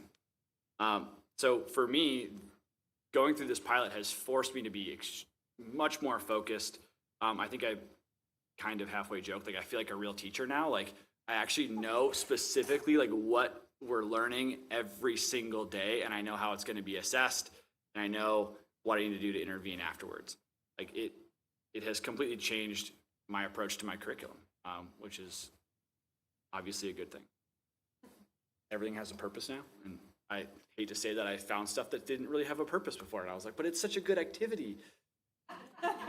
Sorry, it's not. We don't need it. Let's get rid of it.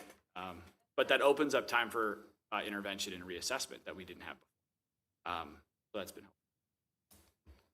I know I used to go around and stamp homework at the beginning of every class, and if the kid left 2 of them not attempted, I go and give them 50% of their work. And I'm like, I don't know how many hours you just spent on this, but I'm going to give you 50% because you didn't finish the problem.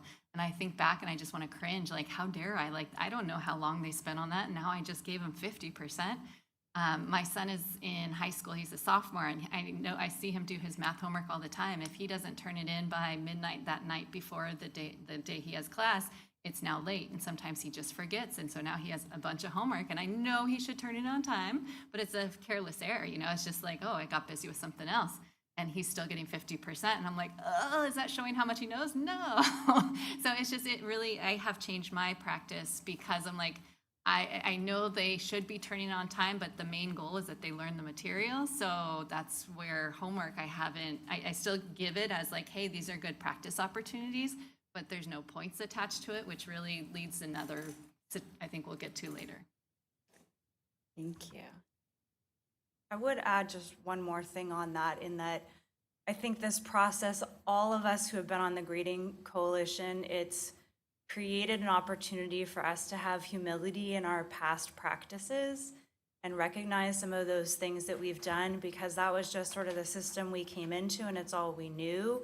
And yet now sampling what, this vision of an alternative world of education could be, I would say that for me personally, I feel like it's building student and teacher connections in a way that, I don't know, as much as I have tried in the past, I think there's always been a few students that I felt stayed removed, right, disengaged, and I could never quite figure out why. And what I'm finding this year, and maybe part of that magic is this program coming in as like that last piece of the puzzle, in my classes, pretty much down to every student, everyone's really connected. They feel that when there's no penalty for late work, that it took them 2 weeks to finish something that someone else finished in one, and I'm as excited to get their assignment as I was the student who turned it in on time. There's just a new bridge between us, and I feel that that connects every single student in the learning process in a way that really wasn't possible before. So on the heart part of it, I would say that's an observation that may not have as much tangible data to it, but I'm certainly feeling in my classroom. Thank you. It's going to bring us right into the next question. What surprised you, positively or otherwise, about implementing standards-based grading? As a parent of a CUSD graduate who's graduating from Chico State, 17 days, yes, soon, thank God. He was that kid that could take all the AP courses. He took 9 from Tesoro, and he could understand without having to do the assignments that the teachers were giving them. He just learned differently, and he had to change his work habits to play the game of getting the points for the right grade, but his grade didn't always match what he got on the AP exam. So that was another reason I was really into this, because if this kid can get 4s and 5s on AP exams, but he's getting a C in the AP course, what is that saying? And is that fair? And why am I doing this to my students? Why am I ticky-tacking all these points when it's not about getting the points? It's about the learning and being able to demonstrate that learning.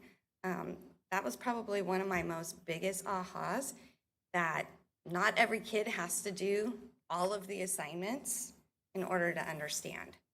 And so the practice for me in my class, I've kind of flipped my class, and they watch some videos for homework, but now they come into class, go to their thinking whiteboards, and what I would have normally given as a homework assignment individually is now done in teams, in groups of 3, so that they can talk about it and really cement what they had watched a video about, and be able to spot check and say, okay, yes, that's right.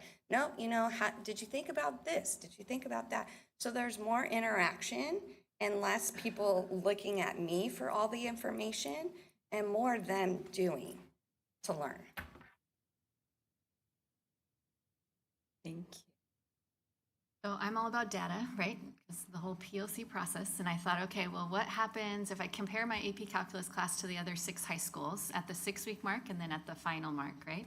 So when I pulled that data at 6 weeks, I only had 17% A's. And I was like, ooh, 17% A's in this class? The kids are going to murder me, right? All the other classes were averaging about 49, 50% A's at the 6-week mark. And I was like, oh, this is not good. And I remember Dr. Johnson telling us when he went on his roadshow, you're going to have a lot fewer A's and more B's and C's. And I was like, that's not true. Clearly it is. So then I pulled up the semester grades, and at the semester I had 46% A's, which was right in the median of the other high schools, right? So I just had to wait to show me that they understood it all the way up until, if I look at the D's and F's compared to everyone else, there's 0.9% of my kids are getting D's and F's. That one is pretty skewed. All the schools are different at that point. But I just was really happy to see that, yes, they did have a chance to still get A's and B's, even with no fluff points, no homework or busy work or all that kind of stuff, right? That they had multiple opportunities to get up there and show me that they understood. So that was something that surprised me. I just wanted to jump right back on the D's and F's. So I don't know if you guys all know Math 8, 8th graders taking Math 8. They're not the most studious at times. And that was typically my largest Ds and Fs parts. I don't have, progress reports are due today. I don't have any Ds or Fs to report. In fact, I can count on one hand how many Cs I have. So that to me is telling me it's working. Thank you. We're going to hear from our students soon, but what feedback have you received from parents or colleagues about the shifts you're making? I'll go first. I can't share all the feedback here because some of it's not appropriate.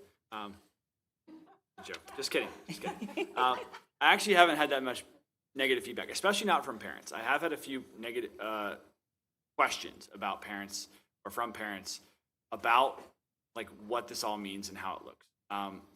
Mainly, the feedback I get from parents is like, my kid heard there's no homework now, and this doesn't count for points, so I don't have to do this.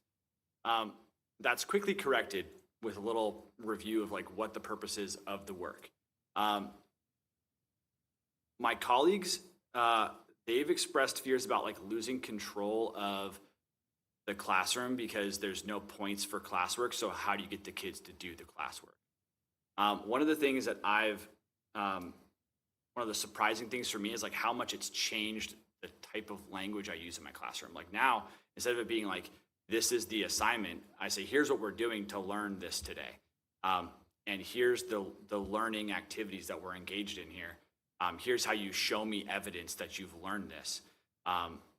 Instead of like, is this going to be on the test or this is going to be on the test, so pay attention. That shift in language has helped, I think, a lot. The connection thing that you mentioned, I think, fits right into that. Just because it doesn't count for points doesn't mean that the kids aren't going to do it. That's one of the surprising things for me is that even if it's not counting for the grade, I'm still putting scores in the grade book based on like how much of the work they've done. That's kind of like how I keep track of work habits. Students will still come up to me like, Mr. Danner, I got a 4, but I did it. It's on the back. And I was like, oh, okay, well, it's a 5 then. And they're like, well, can you change it? And I'm like, okay, but it doesn't count for anything. And they're like, well, no, but I want to see the 5s. I want all 5s. And it's like, okay, I'll do it. Like we'll go back and change it. So even though it's not actually impacting their grade, it's still recorded, it's still in there, and students still want to put their best foot forward all the time. So those things were definitely surprising.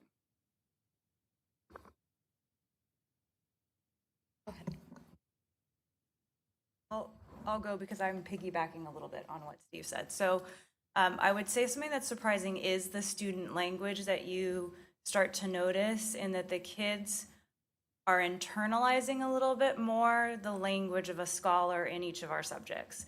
So I feel as if you walked into my classroom this year as compared to 5 years ago. Obviously, the lessons are still tied to what they should have been, and that hasn't changed. But the students really using the skills and being cognizant of what they're doing in the moment that they're doing it, I think is what happens through this process as well. And as far as the colleagues part of it, I would add into what's been surprising in a positive way is at our school site, we've really tried to bring a lot of this back to begin the process of re-envisioning how we're communicating learning and making sure we'd be ready for the implementation of the next several years. And to a teacher, although there are many that have questions because this is asking for a huge change for all of us, teachers, parents, students, all of us are going to need to shift the way we've seen things and what we expect to have as communication. When it comes down to the why, that's where it's 100% everybody's bought in. Because even though it's this space of, I think we're in a space of needing to be comfortable with the uncomfortable, right? It's like we're taking a risk to shift this, and students and parents and teachers, we're all going to do that together. But the beauty of it is that that's where the growth comes in.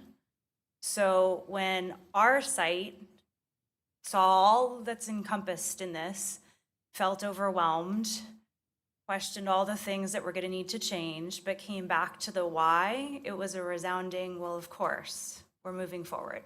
This is the right thing. It makes sense. And that, I think, is a pleasant surprise.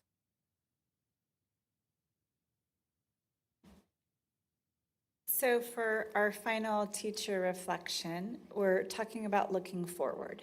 And I'm going to pose two different questions. You can answer either or both, but they both talk about looking forward. One, if you could offer advice to other teachers who are about to begin this journey, what would you tell them? And also, how do you envision standards-based grading improving our school community over time? I feel the advice I would give is to A, have grace for your own self. Like, taking a risk is huge. We've never been doing this, so it's going to take a lot of mistakes, and let's change it. However, I feel like teachers and students have always been on opposite sides of, I'm going to one-up you, or I'm going to get you, and I feel like this does bring connections more. If I want to be their biggest cheerleader, I want to see that they can learn, and having the teacher have that perspective opposed to, oh, you're misbehaving, I'm going to punish you with your grade, that aspect has to change, right? So you do have to have a huge growth mindset of, I'm going to make a lot of mistakes, but I want you guys, your grades will not be affected by it. I want to, work with you. I want to see that you can learn calculus. So let's have that communication. And then the second part is just be their biggest. These kids are so fragile. They need a lot of encouragement and a lot of, you can do it, right? You can do it for sure. So the other thing is be in community with the other teachers that are on your content team, right? To be able to work with them and work it out and talk about it and say, what did this work, or how about that? That's a huge, huge aspect. I think all of the Guiding Coalition meetings, we walk away with like, oh, that's a great idea, just because like-minded people are in the same room, that we have like, what's working here, what's not working there. I really do think that this is a way to shift classroom and school culture. I think one of the, when we came back from COVID, a lot of teachers felt like we weren't able to connect with students in the same way, and the students didn't approach learning in the same way. This kind of forces everybody back to the learning part of things. This is why we're doing this, is because we're trying to learn. And the reason why I'm assessing you, because I need to know how much you learned. And the classwork and homework just become a way of facilitating that learning, but there's other ways to do it. If you can do it a different way and you can show me your evidence, then okay, that's awesome. It celebrates students' independent learning style, and it also gives students a way to take control of their learning. And I think that's one way to like really increase engagement in classrooms, is to give students the target ahead of time. Here's what you need to hit. Can you do it? And here's what I'm going to do to support you. I also think it's pretty awesome to hear people talking about learning-centered classrooms, and I think we need a lot of training on that still, but to get that shift going across all different subjects, like that would be amazing. Put the learning back in the students' hands and let them, work it out, and the teacher becomes more of a facilitator. I think we're just going straight up the table for this one, right?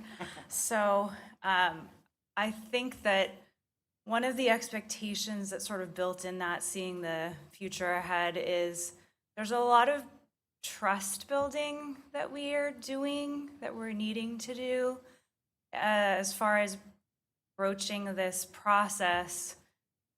A parent and a teacher and a student really need to be on the same page, in that we're trusting each other, that we're really in this for all the right reasons. And if something goes a little haywire, we're going to, ask a question, come forth with the expectation that the why is there, right? We're all in that collective process together. And I think that I already see that happening within, even within the coalition, we've had to do that. Like, let's trust, like we can ask a question, we can share a failure, we can, because that's where we're going to get to our end goal. And then I think that the most exciting thing in the vision of what's to come is I do see that some of the students that in the past would not feel as maybe that they're fitting into the process of learning now feel connected, in that they are growing confidence in skills that they wouldn't necessarily have had if we insisted on you must learn in this timeline, or if we don't know what's going on at home that might be getting in the way of their learning. Now, all of a sudden, there's a space for them to have just as much confidence as a student who might have a wonderful supportive network at home, a higher skill set coming in the door, et cetera. So I think trust and confidence are two key pieces of the future. When I think of advice to offer, I think starting small, especially now that we have this 4 years mapped out with 2 phases, because it is overwhelming at first. But I would strongly encourage everyone that's going to be starting it to do the book studies that we did, so that you understand, so that everyone's on the same page and understanding the background of it. Because we need the 15 fixes to make standards-based grading work as well. It just gives a lot of the background component of a mindset, because it is a mindset shift. It's a whole culture shift even. I know it wasn't the same. I mean, I've been teaching 31 years and I've seen all kinds of shifts. But I feel this one is the best one, because now students are learning intrinsically. They want to. They want to succeed, and they can, I've seen them feel, okay, I'm good in this, but I'm not great at that. So I can focus more on this part. And it's not, oh, I give up. That it hasn't been a lot of giving up this year. So to students, I would say, you know, do the work that's assigned, and if you don't, see what happens, and maybe you just change a little bit. For parents, I would beg for grace. It's been really hard being the only teacher at my school doing standards-based grading and being so different than everybody else. It's hard to have all of that support when you're the only one doing it. So having more teachers on board is really going to be super helpful. The teachers at Arroyo have always brought the information back, and some of them are starting to do small pieces during 4th quarter, and we've looked at mastery tracking together, just different ways to use different grading scales. For the looking at our school community, I feel like it goes back to the basis of like beginning teaching. You plan, you teach, you reflect, you revise, and you do it again. And you keep using that cyclical cycle until you get as close to perfection as you can. So getting all of our kids to be mastery of all of the standards. Thank you. Such thoughtful words for us to ponder. Appreciate all of you. And now our students. So very similar to how the teachers, if you're interested in answering a question, just kind of position yourself to get ready for a microphone, and you're welcome to join in on any question, but you're not required to join in on every question. So students, how has standards-based grading changed the way that you think about your learning and progress? I see it as less intimidating, because it makes me feel like I'm being properly assessed, because it's very specific. And when it's specific, it's like, okay, I know how to get a 4. I know if I get a 3, I know how to do better. And in that way, it becomes less intimidating and super straightforward. So I come to the classroom, or I think about English as like a class to be almost easy, if that makes sense, because I know like exactly what I need to be doing in order to get the grade that I want.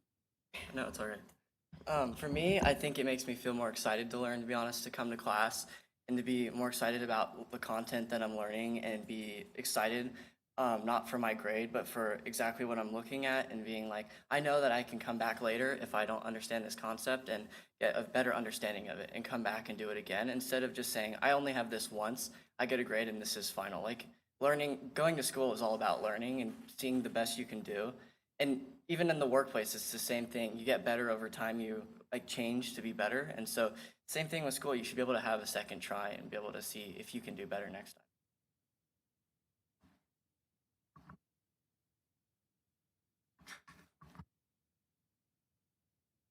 I actually agree with that. Sorry. Going to science now makes me excited. It helps that it's a class that I'm very interested in.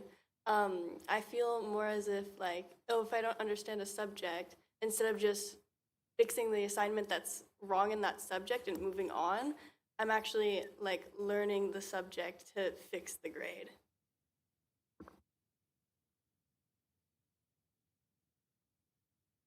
I just want to add that I think that standard-based grading has changed the way I think about my learning in progress. I just think that it's really made me rely on my accountability for my own homework since there's no grade for it. And it really is just like I need to focus on the areas that I feel I'm not progressing or not completing in proficiency. But I think that also not having homework have a grade is, not beneficial because I only work hard and I only have the accountability to hold myself to do the homework and do the practice because I've had classes before that required me to do that. I feel like it's going to be harmful towards incoming freshmen who aren't going to have homework and things like completion, like focusing on that practice. If they think, oh, it's like not super mandatory, they're not going to have the same hard work habits to do the homework and force themselves to practice for the test.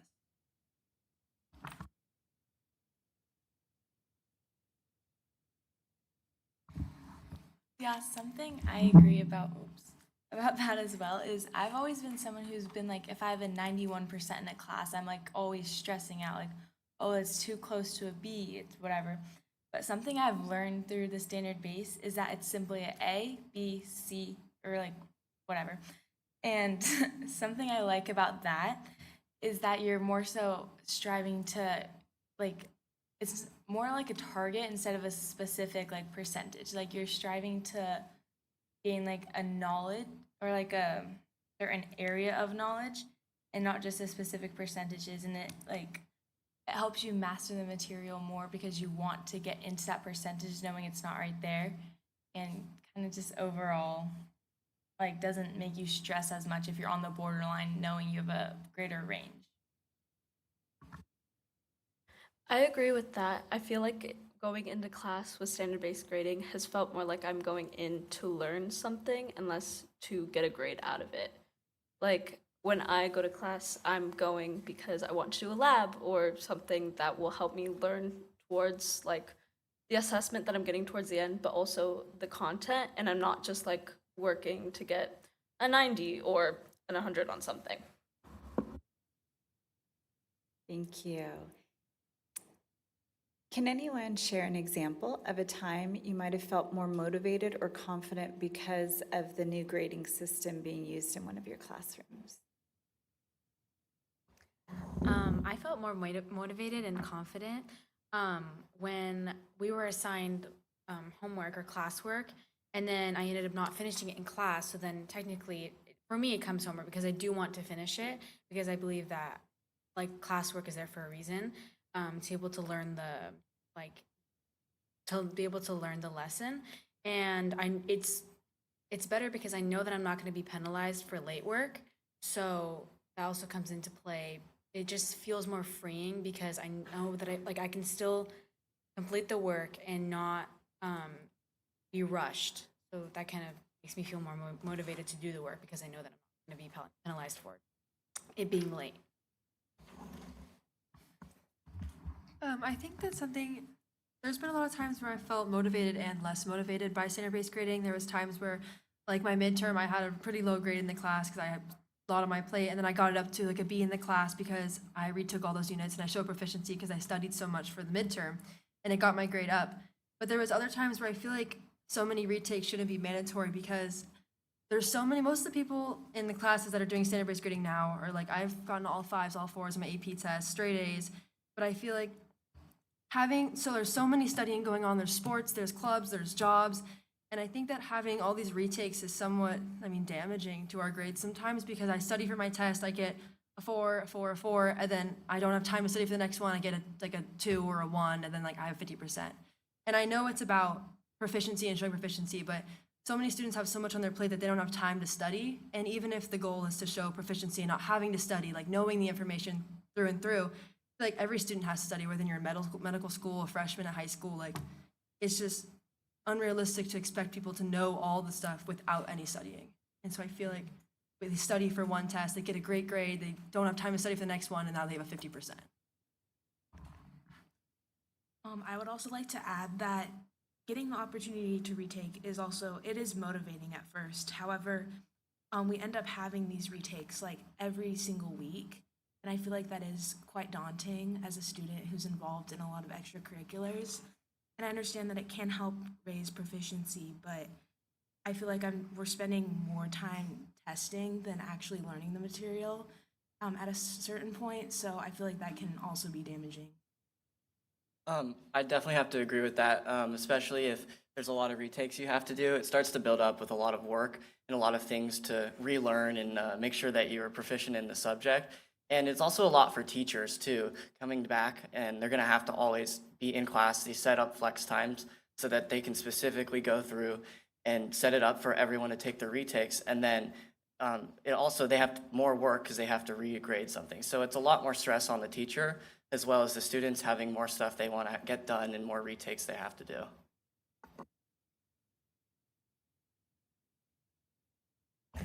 I'm not sure what the exact rules are for the retakes, but me personally, I think that there should be a certain amount of retakes that a student should be able to do. And also, like, if you have to get a certain score in order to get a retake. Like, you can only get, like, if you got below a C, then you should be able to retake it, but it also shouldn't be mandatory. I don't know if those are the rules, but if not, that's also a suggestion.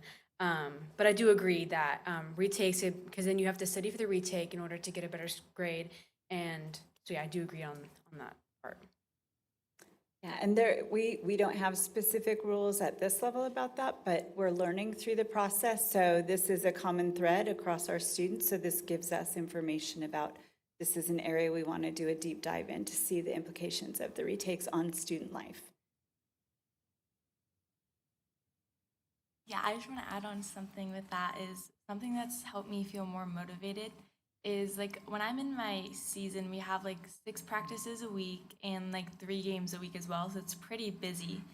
So whenever like without standard-based grading, when there's assignments are due at 11:59 that, oh, I need to turn that in because otherwise I'm going to get a 0 and my grade's going to fall. It more so turns into like a cram, just like, oh, let's get the work down. Let's just turn it and submit it instead of like when there's no specific due date, but instead just mastering the knowledge. I'm able to take my time on the assignment. If I might not have time for it one day, I can do it the next day and actually get to know the curriculum instead of just trying to cram it in to submit it for it.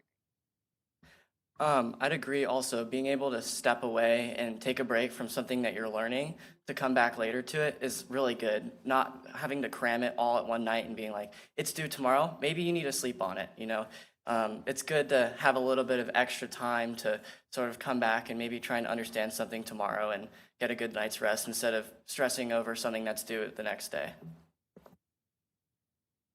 So just like our teachers, our students have already moved into the next question. So that question was, what do you like most about how you're being graded now? So you're welcome to share if you had something you wanted to say about that, but I'll also move into the next question, which is how does standards-based grading help you know what you need to work on? And I know some of you have touched on that too, but we'll put those out there. I would say that there's a rubric, like in my classroom, there's a rubric under each assignment, and it shows why you got the score that you got. And I would suggest, like, me personally, I look before I turn in an assignment, I look at the rubric, and then after, so I know why I got that score and what I can do better next time. And I've seen that in many of my assignments. I look at it and I'm like, okay, that makes sense. I know I got a 2 or I know I got a 1. So that is helpful, having that rubric there and knowing exactly what I'm being assessed on. So in my Canvas, it helps me learn because in my Canvas, there's a place where there's lists of all the things we're learning, and then next to it there's like 4s, 3s, 2s, and 1s, and I go into it and I look at which one has like lower things, and that's what I go and study for and work on. We also get given the opportunity in class to look at them and like take the standards and write what we know about the standards to try to relearn it. We've been given a couple times where we've gotten like to see what we have like a 2 on, and we're able to write what we know, and if we know more, we're able to adjust what we have in the actual score.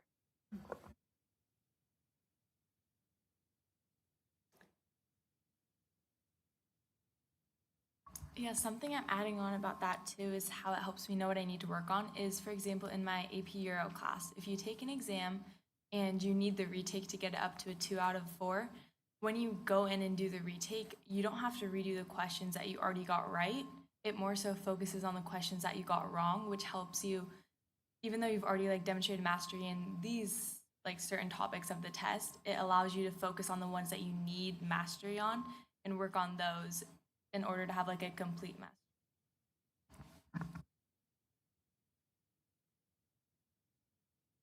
Okay.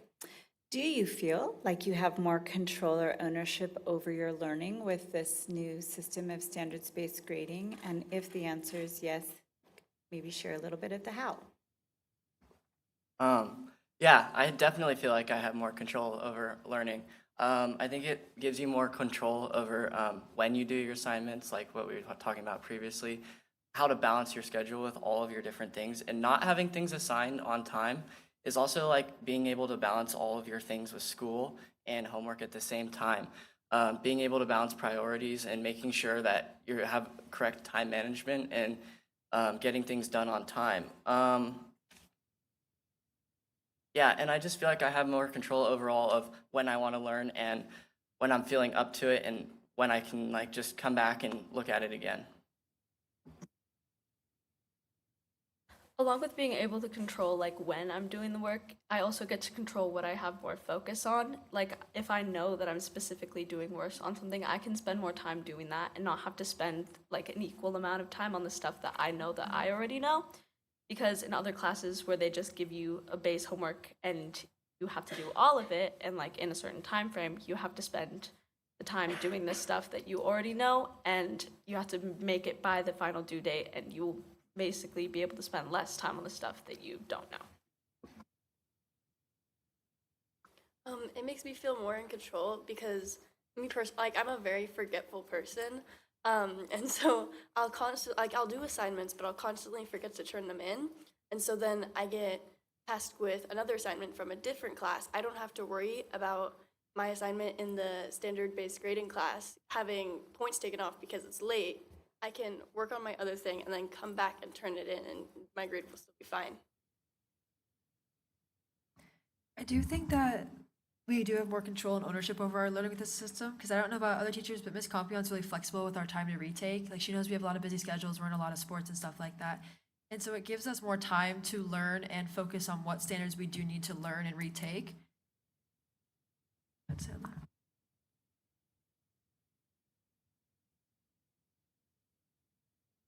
What would you tell a friend at another school about standards-based grading?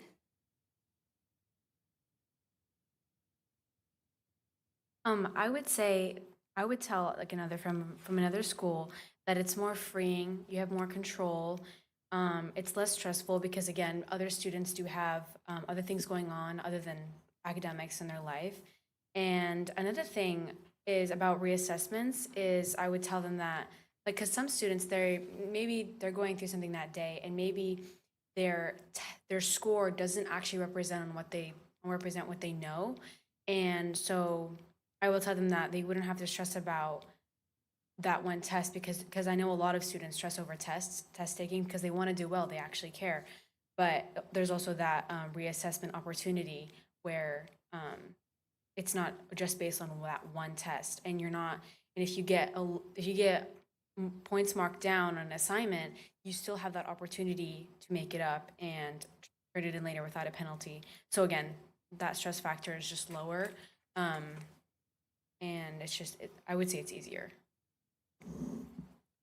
That's actually a huge thing for me. I'm not a very good test taker. I find myself studying before the test, and sometimes I'm like, I feel ready. I walk in, and I just feel like the stress sometimes just gets to me. And so being able to have the ability to retake and come back later And even when you do retakes, you do it in sections. So you do it in a specific learning target. And so you can come back and hone your skills on that specific learning target and come back and master that one specifically instead of feeling like I have to do all of this. So it gives less of a burden and feels less stressful to feel like you don't have to do everything at once. I tell them something along the lines of that if you look at your overall grade, if like you have a 90, then that's showing that you know 90% of the material of what you learned, rather than how many things you've turned in and how many points you've collected in that class.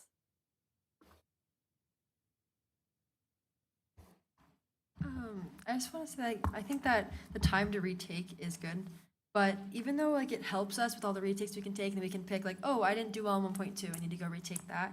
I would tell the friends in another school that standard-based grading is really helpful, especially if you have a busy schedule and if you have a hard time like sticking with certain deadlines and stuff like that.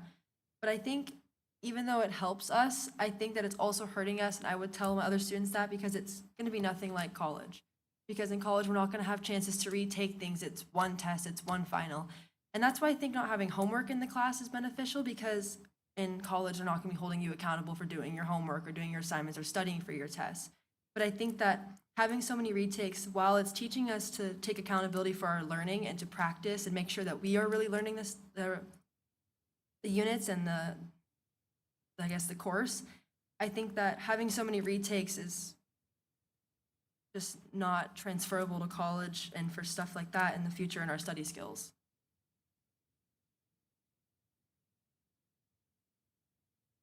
Okay, so much like we did with our teacher questions, we have two final questions in the category of moving forward. I'm going to share both of the questions with you. You can respond to either or both. It's completely up to you. But the two final questions we would love to hear from you about: what would you want your teachers or the school board to know about your experience with standards-based grading? Final thoughts. And what advice would you give to students who are just starting out with this? So, thoughts and advice. For teachers, one of the teachers, I think Mr. Danner, I think you said that I'm giving you this assignment I'm giving it to you for a reason. There's a reason for it. It's so you can learn. And I think that's very important. And I feel like all teachers should also tell their students that, because including myself, I've also asked why. Why am I giving this assignment? Why am I doing this? This is just, sometimes I feel like it's busy work, because sometimes I don't see that it's relating back to the unit. But as I'm doing it, I'm like, okay, this makes sense. And I understand why I'm being given this classwork and all these things. So I think telling them the why and telling them that it's for learning the unit and for doing better on the assessments, even though some students may know that, reminding them is just, that's nice.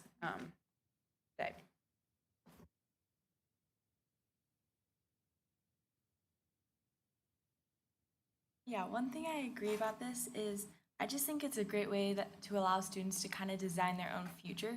Because obviously there's still going to be some kids who aren't motivated in school or don't have the same goals as other students might. And I think that this is a great way to allow students to kind of choose their own path. They have the option of doing the homework and mastering the content if they want to reach those certain goals, but they're not held accountable to it in a way where it kind of like, it allows students to work at their own pace, knowing, oh, I have a test, I need to get this stuff done, master this content in order to succeed on my test, so I'm going to do this. But I don't have to do it by a certain time period or a certain like due date.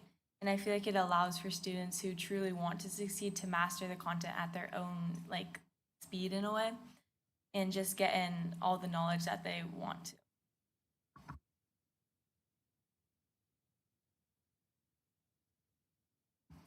I kind of have a question more for the teachers and creating the standard-based grading. I just want to know how it would work with all the amount of classes, because I feel like on an average week with like the standard-based grading AP Calculus, we have like 1 to 2 tests per week. It depends if you're retaking some, it could be 2 to 3. But I feel like for other classes, like they're not doing standard-based grading, it's about, I have 3 to 4 tests, 5 AP classes, about 3 to 4 tests per week, plus the ones in AP Calculus. And I just want to know how that would work that'd probably be about like 10 unit tests per week, 10 retake tests per week. I don't know how a student's going to balance that. I want to know what the plan is for that much on the plate for the. It's a great question. It's why we pilot things like this in small chunks so that we can learn from the process. But definitely, as we expand across school sites into the next, you got to hear the phase 1 and phase 2, we're going to have to be mindful of the impact on students. That's going to be our number one priority. So the intention around reassessment and retakes is that it provides students an opportunity to demonstrate learning they had not yet achieved at the first incident. The intention isn't that everyone's retaking everything all the time, but we're going to hone it and have conversations across departments and across school teams because we're going to collectively do the work moving forward. So deeply appreciate you being a part of the initial pilot.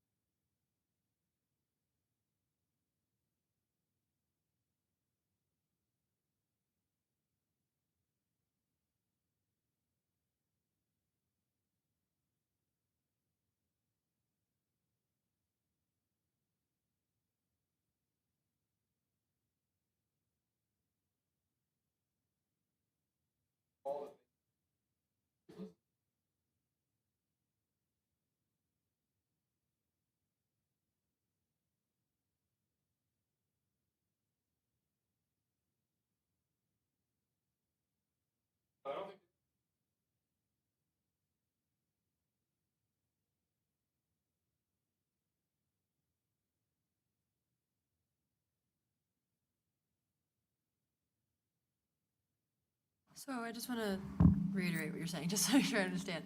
So they're saying that instead of having like multiple retakes, say like you get 100% the first time you take it, there wouldn't be a second retake necessary. Or the second retake would be more of like a somewhat homework assignment assessment rather than another test. And sometimes a standard might naturally appear in another assessment. So you took a Unit 1 test and you didn't hit standard 1.2, but 1.2 is going to be on Unit 2's test too. So if you learn it at that point, you've mastered that standard. So there's a lot of work to be done in refining, and one of the things that we have done, in addition, we have this amazing panel here that we're learning from, but we're also surveying students in different standards-based mastery classes. So we're gathering input from a lot of students who are experiencing it with us for the first time so that we can improve and refine practice. Any final words? Okay, well, we want to thank you so much for taking your time to join us, teachers and students. It's such powerful understanding of the work, so really appreciate that. And at this point, if we clicked, we would be on our next steps. So we're going to continue. Oh, Before we move on, first of all, thank you, staff, thank you, teachers, and thank you, students. I have a couple of questions for students. First of all, really thank you for being here. Thank you for your words. Thank you for your effort and the way that you went about it. Couple questions. One, are you all seniors? No. How many of you are seniors? 3. And how many of you are juniors? 3. Sophomore? Okay. And then, I don't know, you might say I can't ask this, I'm not sure. How many of you have a GPA of 3.5 and higher? Can't ask that. All right, because I believe all of you students are like 4.0 plus, right? and based on your classes and what you're taking and your level of understanding of what's happening. So I commend you for that, and I expect that's probably what you are, and doesn't matter. Why did you decide to be a part of this process? Ask that? Or did you ask, or how did you get here? How did that happen? Oh, how did they come to be here today? Right, what was the process on choosing students to be part of this process? Oh, okay. Can I answer? Yeah. Oh, okay. My teacher came up to me and she's been talking about it with me. And I'm a very talkative person. And so I talked to her a lot, and I don't shut up. And she's basically was like, what do you think about, coming to a board meeting and talking about it? And I was like, yeah, for sure. So I told her, I was like, this is awesome that you guys want a student's voice, because that's so important. Because although teachers are, teachers and they're adults and they've gone through the training, it's just you don't truly know what a student is going through. And I think it's also nice to have not just one student, but several to have their opinion. So yeah, I wanted to have the voice of a student, because I didn't know that there were going to be other students. So I was like, yes, I'll have the voice of a senior at least. I love that. Thank you. Thank you. And Trustee Davis, we reached out to multiple teachers on the Guiding Coalition and asked them to be here today. And then it's a very busy time of the school year right now with all the testing and end of the year activities. And then when we got a group of teachers, in that same group of teachers, we asked them, would you have any students? Because their students experienced standards-based grading because their teacher signed up for this pilot. So the kids didn't know they were going to be part of this, but they have provided so much input and we're really appreciative. But that's how we found our teachers and students today. I have a few comments and questions. I think what occurs to me for teachers is that once you have this, it's going to make it easier to write college recommendations, because you know a lot more about what your students really know and have, I think, some evidence that will be helpful for you. In my career, no? I forgot to mention that. When I go into IEP meetings now, I can say, they know this, this, this, and this, they're progressing here, here, and here, and this is what they need to work on. And I think it makes it easier for our special ed teachers to be able to write the goals for the next year for these students, and for the parents to understand where exactly they're at. It was so cut and dry. It was like, this is where they're at. Instead of saying, oh, they got a B.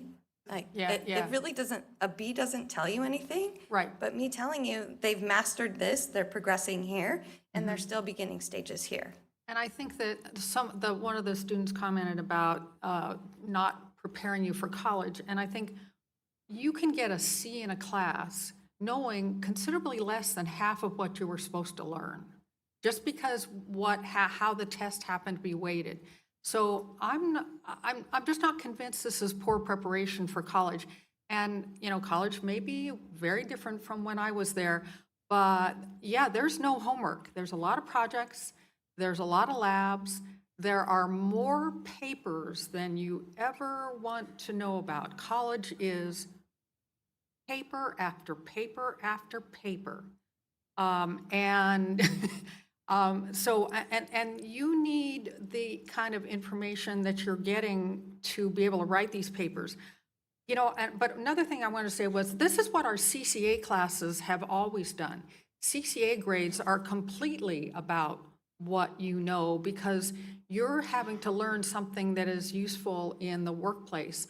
And I think it's the same thing with college. You're having to learn what you will need to know in college, or what the standards are telling your teachers you need to know in college. So, I mean, I really think that it's important. I think that one of the things that we talked about when we were first discussing this was, in the olden days, there was a lot of talk about, we should grade on a curve, and 25% doing this, some percent get Fs and some percent for Ds, et cetera, et cetera. If the best teacher should have As, all their students will get As. And this will kind of make teachers realize whether they are good teachers or not, because if all their students are not mastering all the material, that's kind of on the teacher. I'm sorry, teachers, but I think it is true. I think also AP classes have always been more focused on this, because the goal of the AP class is to do well on the test, and the test is about the standards. I know one of my kids had regular chemistry and then had AP chemistry, which he thought was so much easier because it was just about what he knew. It wasn't about homework. It wasn't about a whole bunch of things. It was about what he knew. I do have a somewhat of a concern, which I think is what Trustee Davis was asking. You mostly seem to be pretty focused students, pretty high achieving. You might not be straight A students, but you care about school. You are not low achieving students. And I do have a concern that there are going to be low achieving students who will struggle with this and who are not going to be able to deal with the idea of maybe I'm just never going to be able to get there. Maybe that will just be difficult for them to adjust to. But I'm all in favor of this. Oh, sorry, did you? Kiana wants to. Yes, go ahead, please. Please. I know, Mrs. Double it up. I have Math Lab, which is an algebra support class. So those are your low, end achievers that typically you think, oh, they're terrible students. I think they're terrible students because they're not good at turning in homework. They're not good at showing up regularly. I think once they see that they have success on just learning the material, their motivation skyrockets. They're like, oh, I can do this. So I think a lot of times we have put so many barriers on them that they have a terrible home life. They can't do their homework at home. They can't do X, Y, and Z. They're distracted. Once you can sit down and focus on what they do know, they're like, I'm passing this class. It's never happened. I'm sorry. Kind of going back to that, your concern, that is, I think it actually gives those, how do I say this? Like students who don't believe that they are doing well or don't believe or have, or don't have confidence in themselves that they'll do well. I think this actually helps them in that sense because honestly, I came to a point where I was like, I'm a senior, so I was, senioritis. I kind of was just like, I don't care. I'm just going to just do whatever I can and get by, because as long as I graduate, it's going to be fine, right? But I have pretty good grades now because I've realized that with the standardized grading, it's like, it's so straightforward and it's almost, I don't know how to explain it, but it's almost made me realize my potential and how much better I can do. And it also made me realize that back to the college thing and how it might not help us in college, I think the complete opposite. I think that it will greatly help us because now we are being assessed directly on, in high school, we know, okay, maybe I'm not good at comprehension. We've been here for 4 years. Maybe I'm not good at comprehension. And in college, looking forward, maybe I can get I don't know if this is a thing, a comprehension English tutor, So I guess that kind of goes into that. And now you know what you are not doing so well in and how you can get better for the future.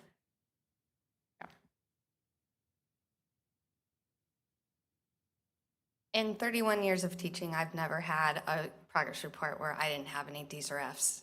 And I can say that this year. I didn't have to give D's and F's this year. They weren't earned. What's earned is they were doing the standards and they were up to a C.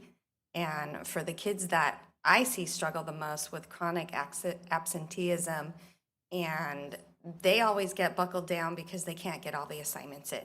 When you take that out of the equation and you really just look at what are they learning, they can demonstrate that they can learn and they get that confidence, which, in 8th grade, I still have kids that are scoring at 3rd grade level and could grow 200% in iReady and go from 3rd grade to 6th grade in 1 year.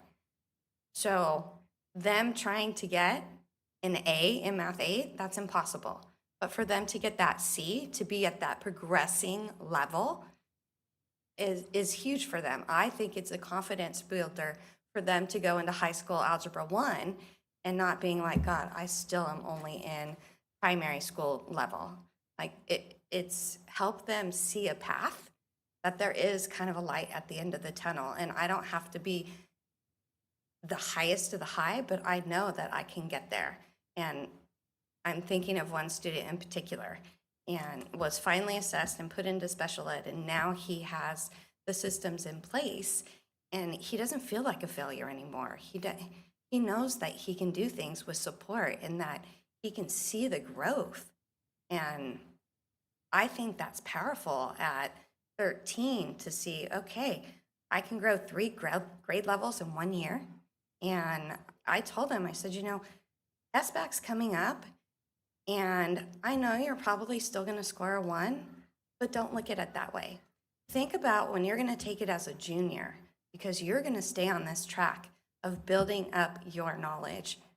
3 years of math in 1 year, like getting that in there. I said, by the time you're a junior, you can be proficient. You can show that you went from 8th grade at this level to be proficient as an 11th grader. So he sees that there's time now and he doesn't have to give up.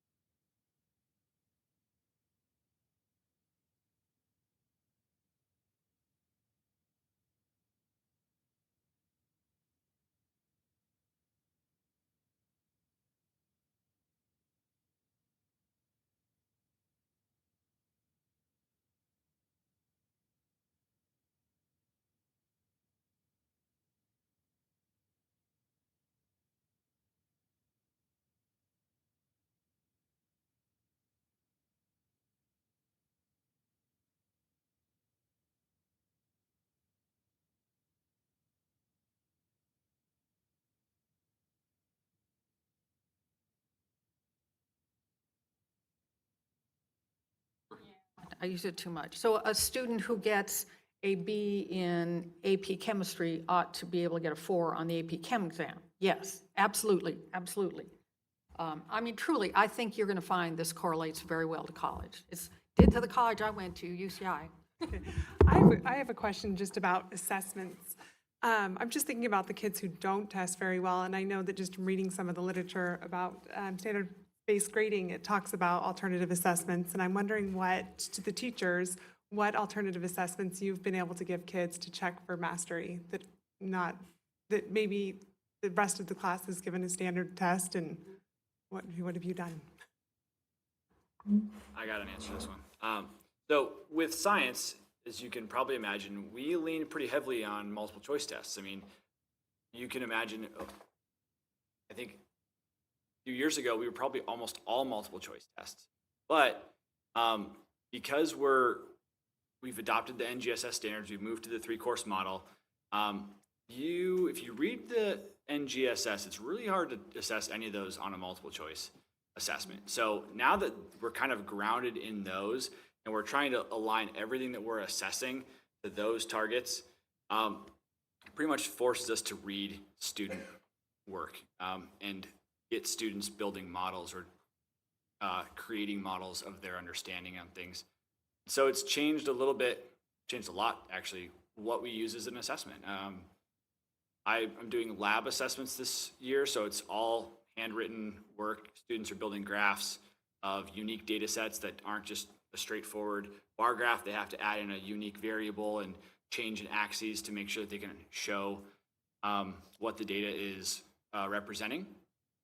They're doing scientific argumentation for assessments, so claim evidence reasoning, which lines up perfectly to what they're learning in their English classes and things like that. So it's almost forcing me to get outside of these multiple choice tests. And to speak about the reassessment thing earlier, I'm assessing the same target with different types of assessments. I can do part of a target with multiple choice, and I can come back to that same target again later on a lab assessment, and the students have two different ways to show proficiency at that same target. So it's really opened that up a lot. I appreciate that so much. I'm also like hearing you speak, all of you speak about it, and thank you for being here. I think this is so powerful. I love hearing from teachers and students. I'm wondering about just that, as a former teacher, I worry about the time this is going to, restraints is going to put on teachers, and what if you're reassessing and the alternative assessments. I mean, I'm sure it's really heavy the first year, and hopefully it will be better going forward, but do you think there's going to be a lot of pushback with teachers? Like, this is a big shift, and I'm wondering about the time that you put into it. And maybe we could have one teacher ask that. And thank you for bringing up time, because I promised our teachers and students that they'd be done at 3 o'clock, and I know some of them have practices and games. So maybe if one teacher wouldn't mind answering Trustee Zollinger's question, and then I know we got to get you on your way. I'm so sorry we're a little bit over, but your information's been wonderful.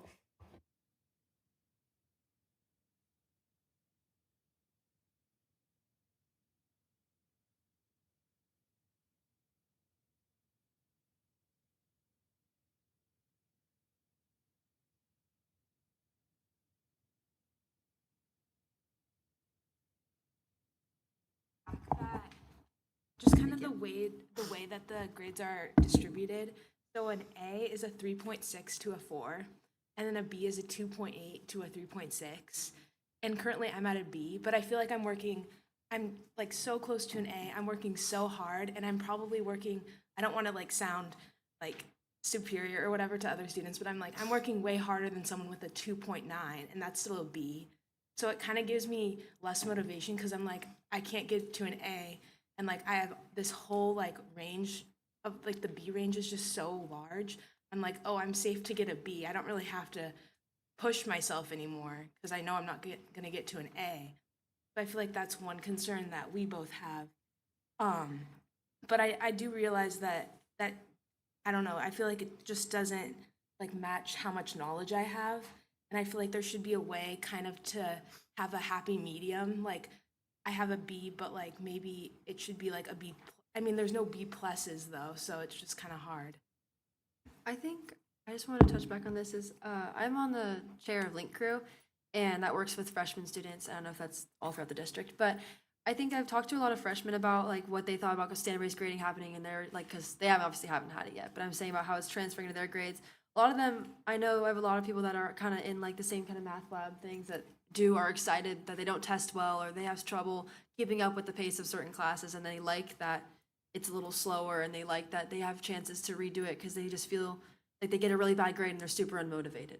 So I think that having the retakes is good for students that are, I guess, less achieving than average. But I think another thing we want to talk about was the percentage of how a 5 on the AP exam is a 70%, but then an A in the class is about like an 85%.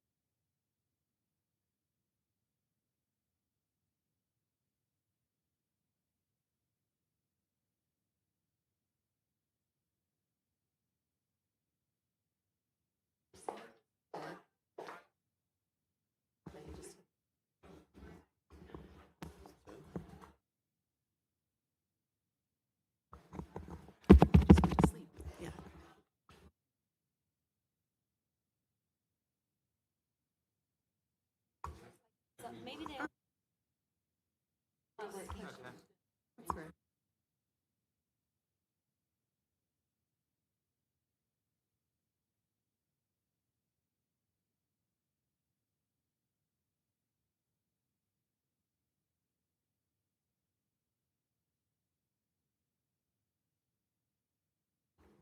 Testing 1, 2.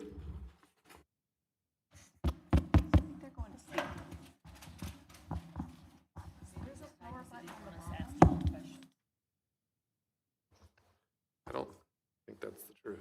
Oh, here we go. We'll see how long they last. All right. Thank you. It's interesting. So we need to figure out why they fell asleep, like while mid-use. So we're a little bit over time, and that is okay, because luckily we are going to move into our special education, and Clint and his team did a great job of splitting this into two parts because they knew they were going to have to split between today and next Wednesday anyways. So we'll get to where we get to today between now and 4:30, and then we will pick up May 7th with the same group coming right back. So if you end up as trustees having questions that you weren't sure as we get towards that 4:30 time, no problem. We're going to start with special ed group on May 7th in the morning next Wednesday, so you can always keep those questions for that time. We also were supposed to have a break from 3 to 3:15, which we clearly worked right through. So I would say that if you need a break for some reason, please feel free to take it, and we will continue onward. I think we lost one, but still 4. So we will continue onward, and Clint, I turn it over to you and your team to start talking about special ed programs, eligibility, and compliance. You do. All right. Good to see you guys again. Thank you. I'd like to introduce Gina Dagley, our Executive Director of Programs and Related Services, and also a SELPA Director. And then Dr. Kathy Purcell, she is our Executive Director of Compliance and Alternative Dispute Resolutions. So they're going to be helping present our special education items today. So thank you guys for having us, and we're excited to be able to talk about all the great things that we do. And I can wholeheartedly say we are 100% on board with standards-based grading because that really helps hit our hearts. Like, this is what we do with our students. There's so many times that we have students that we know can excel, we know can take that next step, but just can't quite fit that test model. So having those opportunities for alternative settings or different ways to display their knowledge is what we live every day with our students when it comes to unique ways to educate our students. So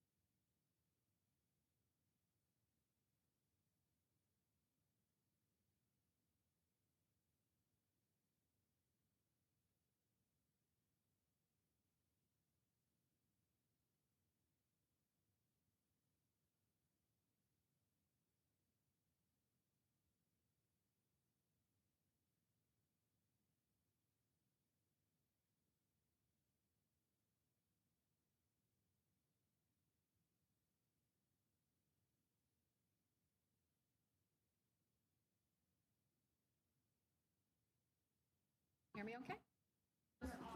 Try that.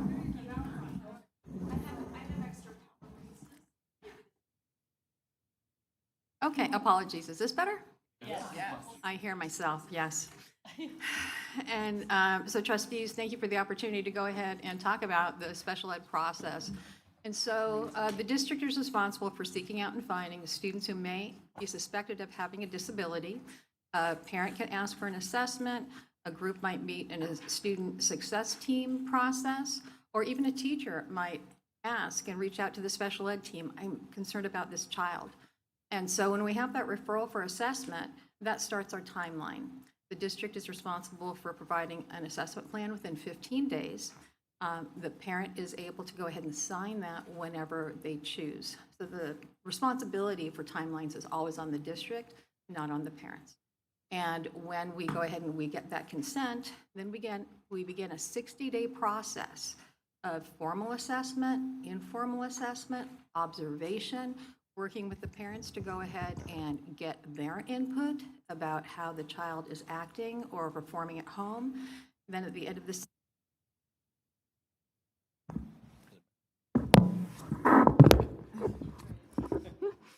we meet as a group to go ahead and review the results. And that's what's called an initial IEP. Student may qualify under certain eligibilities that we're going to chat about in a little bit. And the district either says you qualify for services and here's our program, or you do not qualify for services.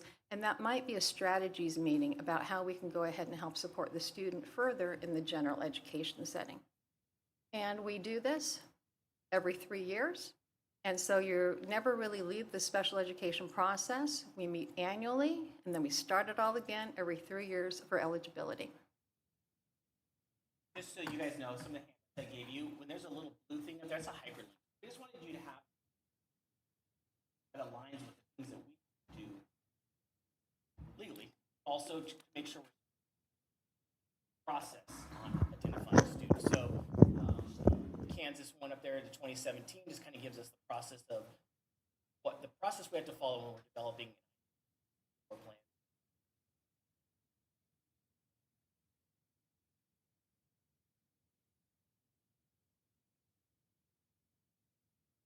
So then when it comes to key pre-requirements, yes?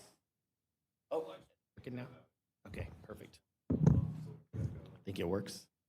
Okay, perfect. So in regards to key responsibilities, this is the areas we have to do, we have to look at when we're regarding a requirement for identifying a student with a disability.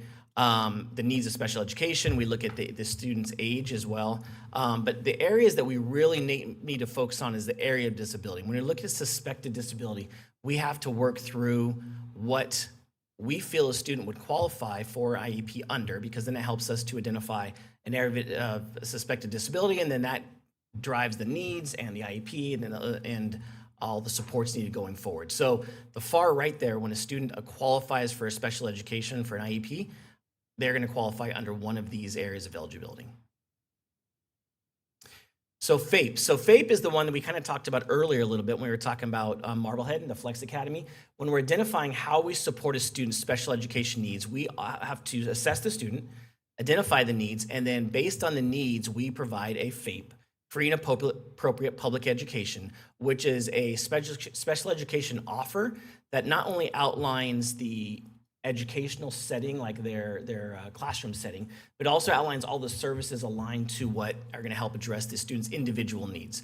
And again, as we talked about, we want to make sure it's appropriate. We wouldn't want a student going into an independent study program like Marblehead where they don't have the ability to work independently. So that's where the appropriateness comes into play. We want to make sure we're meeting the student's needs, providing the supports to make sure that student is progressing towards their goals and making progress on their IEP. So FAPE's the big word you're going to hear from special ed quite a bit, just because that is our driving factor on supporting students. So this is what, maybe Kathy, you can comment on this a little bit more, but this is kind of what the board, the corrective actions that had happened to the Board of Ed versus Rowley in 1982 that outlines FAPE.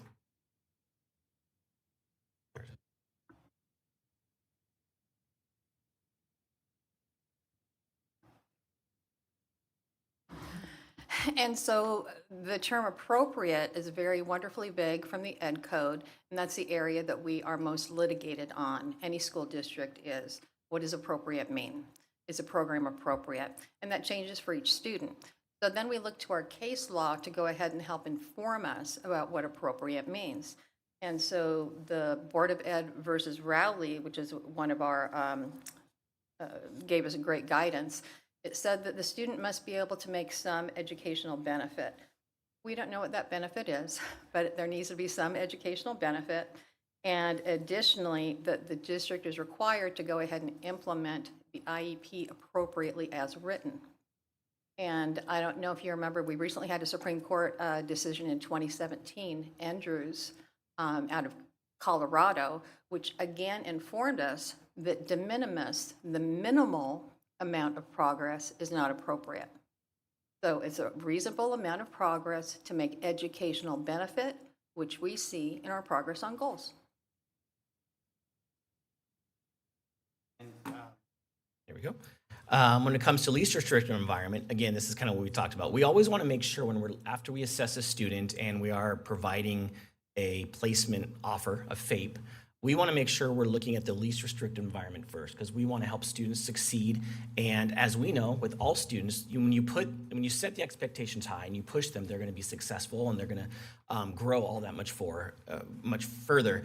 When you put a student in a more restrictive environment without considering least restrictive environment first, we could be doing harm and damage cognitively and behaviorally for students. So we're always going to look for a least restrictive environment first, and then add supports and accommodations and modifications, whatever the cases may be in that environment, to make sure they're making success. And if they're not, then that's when we call IEP teams to relook at what is least restrictive environment. Is the student not making success in the current environment?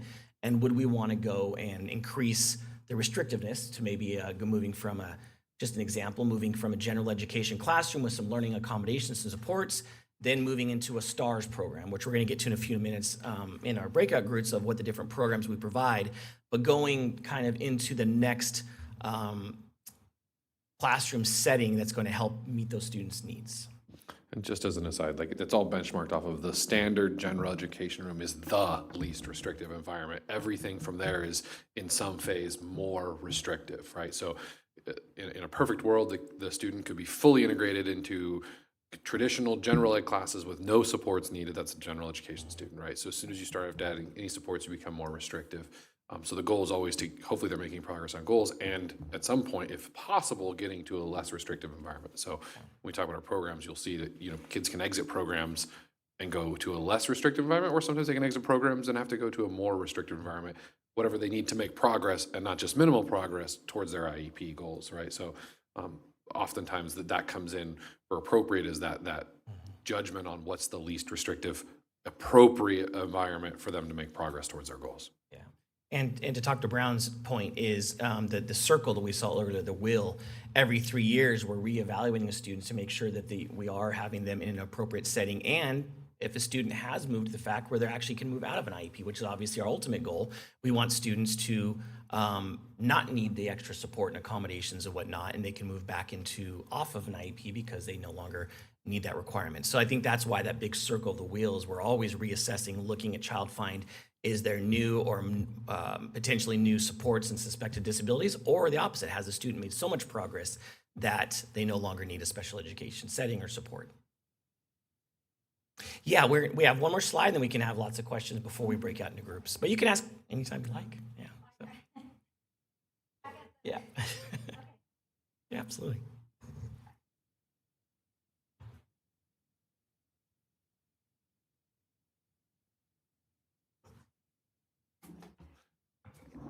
Okay, thank you. Just back at the special education process. Yeah. The other way. Oops. Jumping. I think you went the wrong way. Yeah, that's okay. I think as a teacher, this is where I struggle the most. So the child find is ideally, I use that word, ideally supposed to happen, right, 0 to 3 at the county level. Is that what you would say is true, or is that not correct? I mean, it really varies based on the student itself, because we have students that have a suspected disability early on because they might just be a little bit below grade level, and you don't really start identifying that maybe in Until second or later third- on. Until later on. Okay. So it really depends on the student. Yeah, some students you're going to have a very significant notice of maybe they're not using their verbal cues, Right. that kind of thing. So you're going to really early on have that child find issue. Where you might have other students that are typical kindergartners, maybe a little bit delayed, but aren't really having that significant setback, and then maybe second, third grade, they're starting to fall further behind than just child find starts. So it really is individualized based on every student. Because as an early educator, you see children coming into the system, either, well, I'm TK, so they're coming in at TK or even in kindergarten, so in my wing of the school, and haven't been identified through child find, right? But have pretty significant things going on, right? Not just maybe academic issues, but also behavioral issues that are pretty apparent from day one, right? And so as a teacher works through this process, which is the first line of intervention that we go to is through the SST process, correct?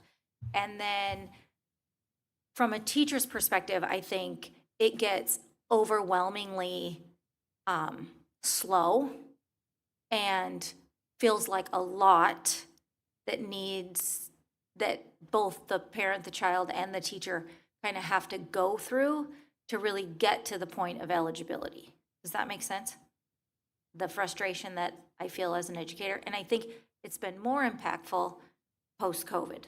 Yeah. Because we are seeing more extreme behaviors that are coming into the classroom where we are still having that long wait time, but then really no intervention or supports are getting offered early on, right? Because we have this eligibility issue that has to happen in order for the child to have an IEP or getting testing finished.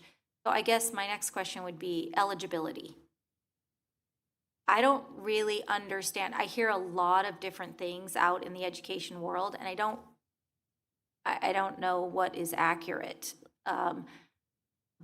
What is the eligibility? I mean, I hear 2 to 3 grade levels below, then I hear, well, that's not really accurate. That's not really what we're talking about anymore, because you can qualify under OHI and other qualifications that might give you more supports under the IEP process. So I don't know if there's an answer, but I guess what is the real answer when you're trying to determine eligibility under like services that we would offer in the school district for a 4 or 5-year-old coming into the system? And so actually we go to the ed code, don't we? Because the ed code gives very strict guidelines as to what eligibility is for each area of eligibility. You saw 13 areas of eligibility up there, correct? Yes. And so when we think in terms of speech and language impairment, that of course is going to have different criteria than specific learning disability. Right. And so that's why we have multiple modes of assessment, because we don't want to go ahead and label a child just based on one piece of data, correct? So we look at multiple pieces of data, including what the parent provides, parent input, observation, and then there are 3 pieces to eligibility. It isn't just a child with a disability, because we have lots of children on our campus who may have a disability that is not creating a barrier to them having access to their education. Maybe they have diabetes, but it's being managed. They're not missing any school time.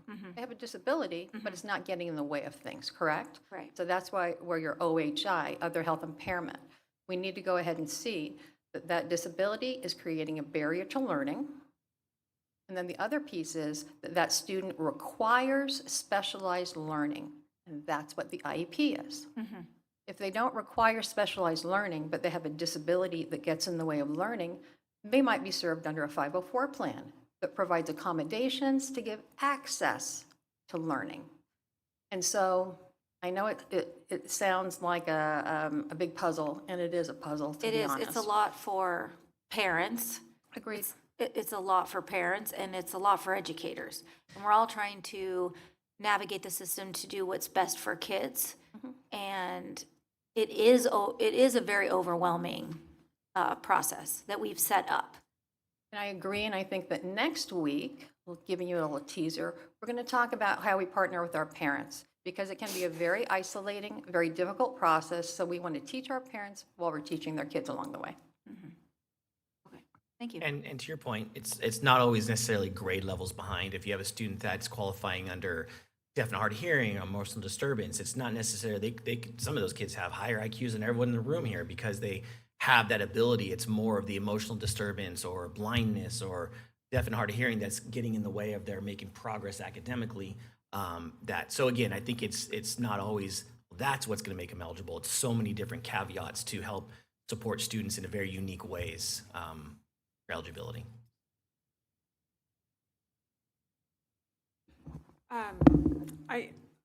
I just know for our district, do we still, when my son was not even 3 and was struggling with speech, I was referred to go to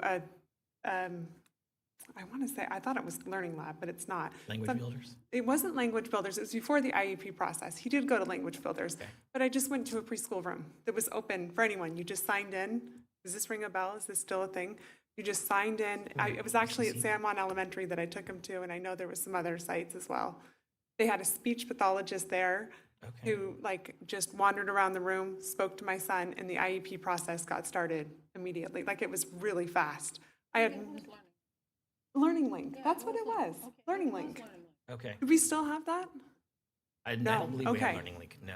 Well, it was phenomenal because I had no idea what I was doing. I didn't know how to start the process. I didn't even know that the district would help kids, or the county had a program that would help kids, and then they'd get turned over to the district at 3.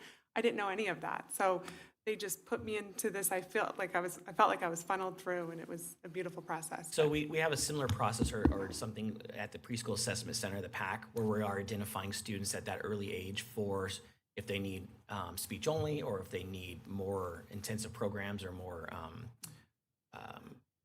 when it comes to LRE, the more restrictive environment. So our PAC team, the Preschool Assessment Center, at our Early Childhood Center does a lot of that assessment as well. And they do a lot of that naturalistic play and identifying students where they're struggling in certain areas. They even have a Ready, Set, Grow room there at the ECC to help kind of students see how they interact with their peers in that naturalistic setting and see where some of their deficits are.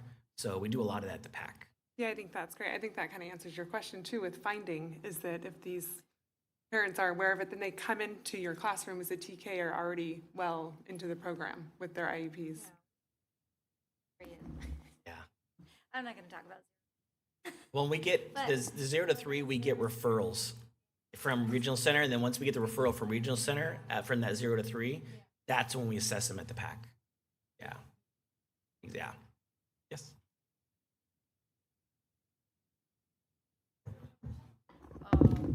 Oh, maybe so. Okay, so, now it's flashing. Use this one, okay. So, I know there's kids that are practically, it's apparent at birth, blindness, severe deafness, whatever. But then, in many cases, it isn't really, it's really not observed until about 3rd grade, where they're just not staying up. But and so then they go on an IEP, or at least a 504. But don't some kids end up exiting special ed maybe in high school, maybe in upper middle school? Seems to me I have known kids who have exited. Yeah, we have students that exit all different ages, in elementary, middle school, high school, all different ages, yeah. Okay, It really depends on, have they made enough progress? Have they been able to show that when we do the reassessment process, the multidisciplinary report, that is our goal, obviously, to help students reach the point where they're no longer having learning deficits, they're no longer struggling, they're able to just participate in a general education setting without accommodations and whatnot, so, yeah. Great, thank you.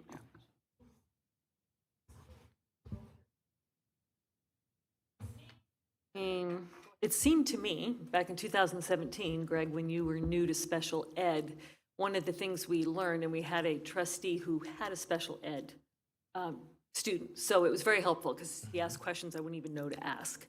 that the earlier we catch a need of a child and can address it, there are times where we can get them exited out. 100%. So the early detection is really so important. Yeah. That And was my that's- takeaway from long ago. Exactly, and that's the reason why I want to start the presentation with that slide of all the things we even do before a student goes being assessed for special ed, because that is such a huge part of what we do is early intervention. The earlier we can get students on track, the better they have of getting, a better chance they have of getting on grade level with the rest of their peers. And we know, like, when it comes to reading acquisition, the earlier the better, because it's going to affect the rest of your schooling. And then also, like, when we look at specialized programs, sometimes we'll have a student with high level autism. They really need that SAC structure. Sometimes we'll get them in that structure, get them that really dialed in SAC approach, and they can be moving to a STARS and then Gen Ed all that much earlier than if they didn't get that structure and get that direction they need at an earlier age. Okay, so this one more slide before we go into our group. This just kind of shows our continuum of services. So you can see at the bottom there, all students are Gen Ed students first. And then as we do our assessments and we identify the level of need for students, the level of restrictiveness when it comes to LRE moves up when it comes to, as Dr. Brown was saying, students that are in general education with just some SAI, which is called specialized academic instruction. You can see down there at the bottom. That is the instruction they're getting within a general education classroom, maybe with some paraeducator support that is guided by a ed specialist, a special education teacher, or they could be pulled out into like a learning lab setting where they're learning the content level in a gen ed setting, English or math or whatever the case may be, and then coming into a learning lab setting where they're getting retaught or some accommodations or some additional support.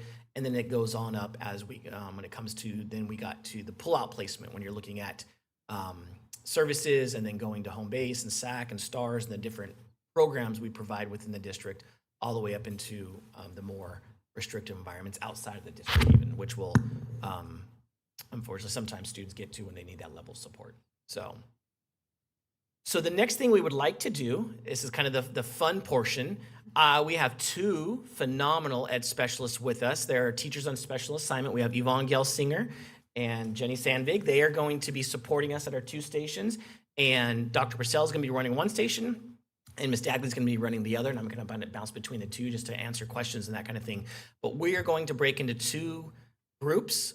And one of them is going to be more of our mild mod programs, the STARS and the Learning Lab, that kind of thing. And then one's more the mod severe programs when it comes to STEP and SACs and that kind of thing. And we're going to do about 15 minutes of just explaining what those programs are, giving you a breakdown, answering questions. Then we'll switch. And you guys can go to the next group. So about 15 minutes for each group. And then we'll come back at the end and kind of answer some more questions and talk about next week. So there's 5 of you. So 3 can go to one, 2 to the other.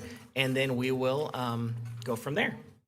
And then this again, when it comes to the slideshows, each one of these has a hyperlink to the program. So here are brochures that are on the boards, but also for you guys to take as well.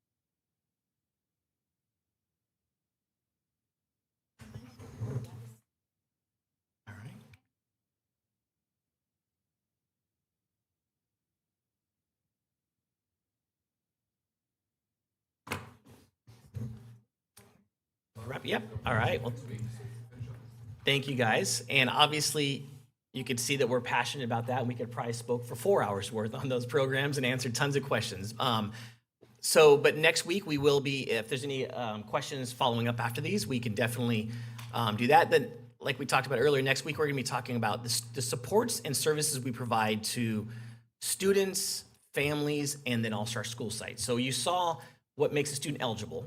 You saw the programs that we offer to students. Then you're going to kind of see the next layer, the related support, kind of digging in deeper. The related supports for students, how we support parents and communities, and our CAC and the Family Resource Center, and all the different things that we do to engage and educate, and then also how we as a department support our teachers and our paraeducators and our principals and the trainings we offer, that kind of thing. So next week we'll kind of take that next step on the bigger picture of special education. All right. I thought it was really interesting what, now I can't think of the teacher's name, what? No, the teacher who was here for the last session, sitting right there. I can't think of her name. Anyway, Jen Vega was saying that the standards-based, because she's one of the standard-based classrooms, and how much more helpful that was for her in IEPs. And I would think that it would be helpful, very much helpful for that, and also help parents see sometimes that their kid really is there now, and that they can use fewer services or exit services, or that we could even have somewhat less need for 504s, because often 504s are things like extra time. Well, if you are just working on mastery, time kind of doesn't exist anymore.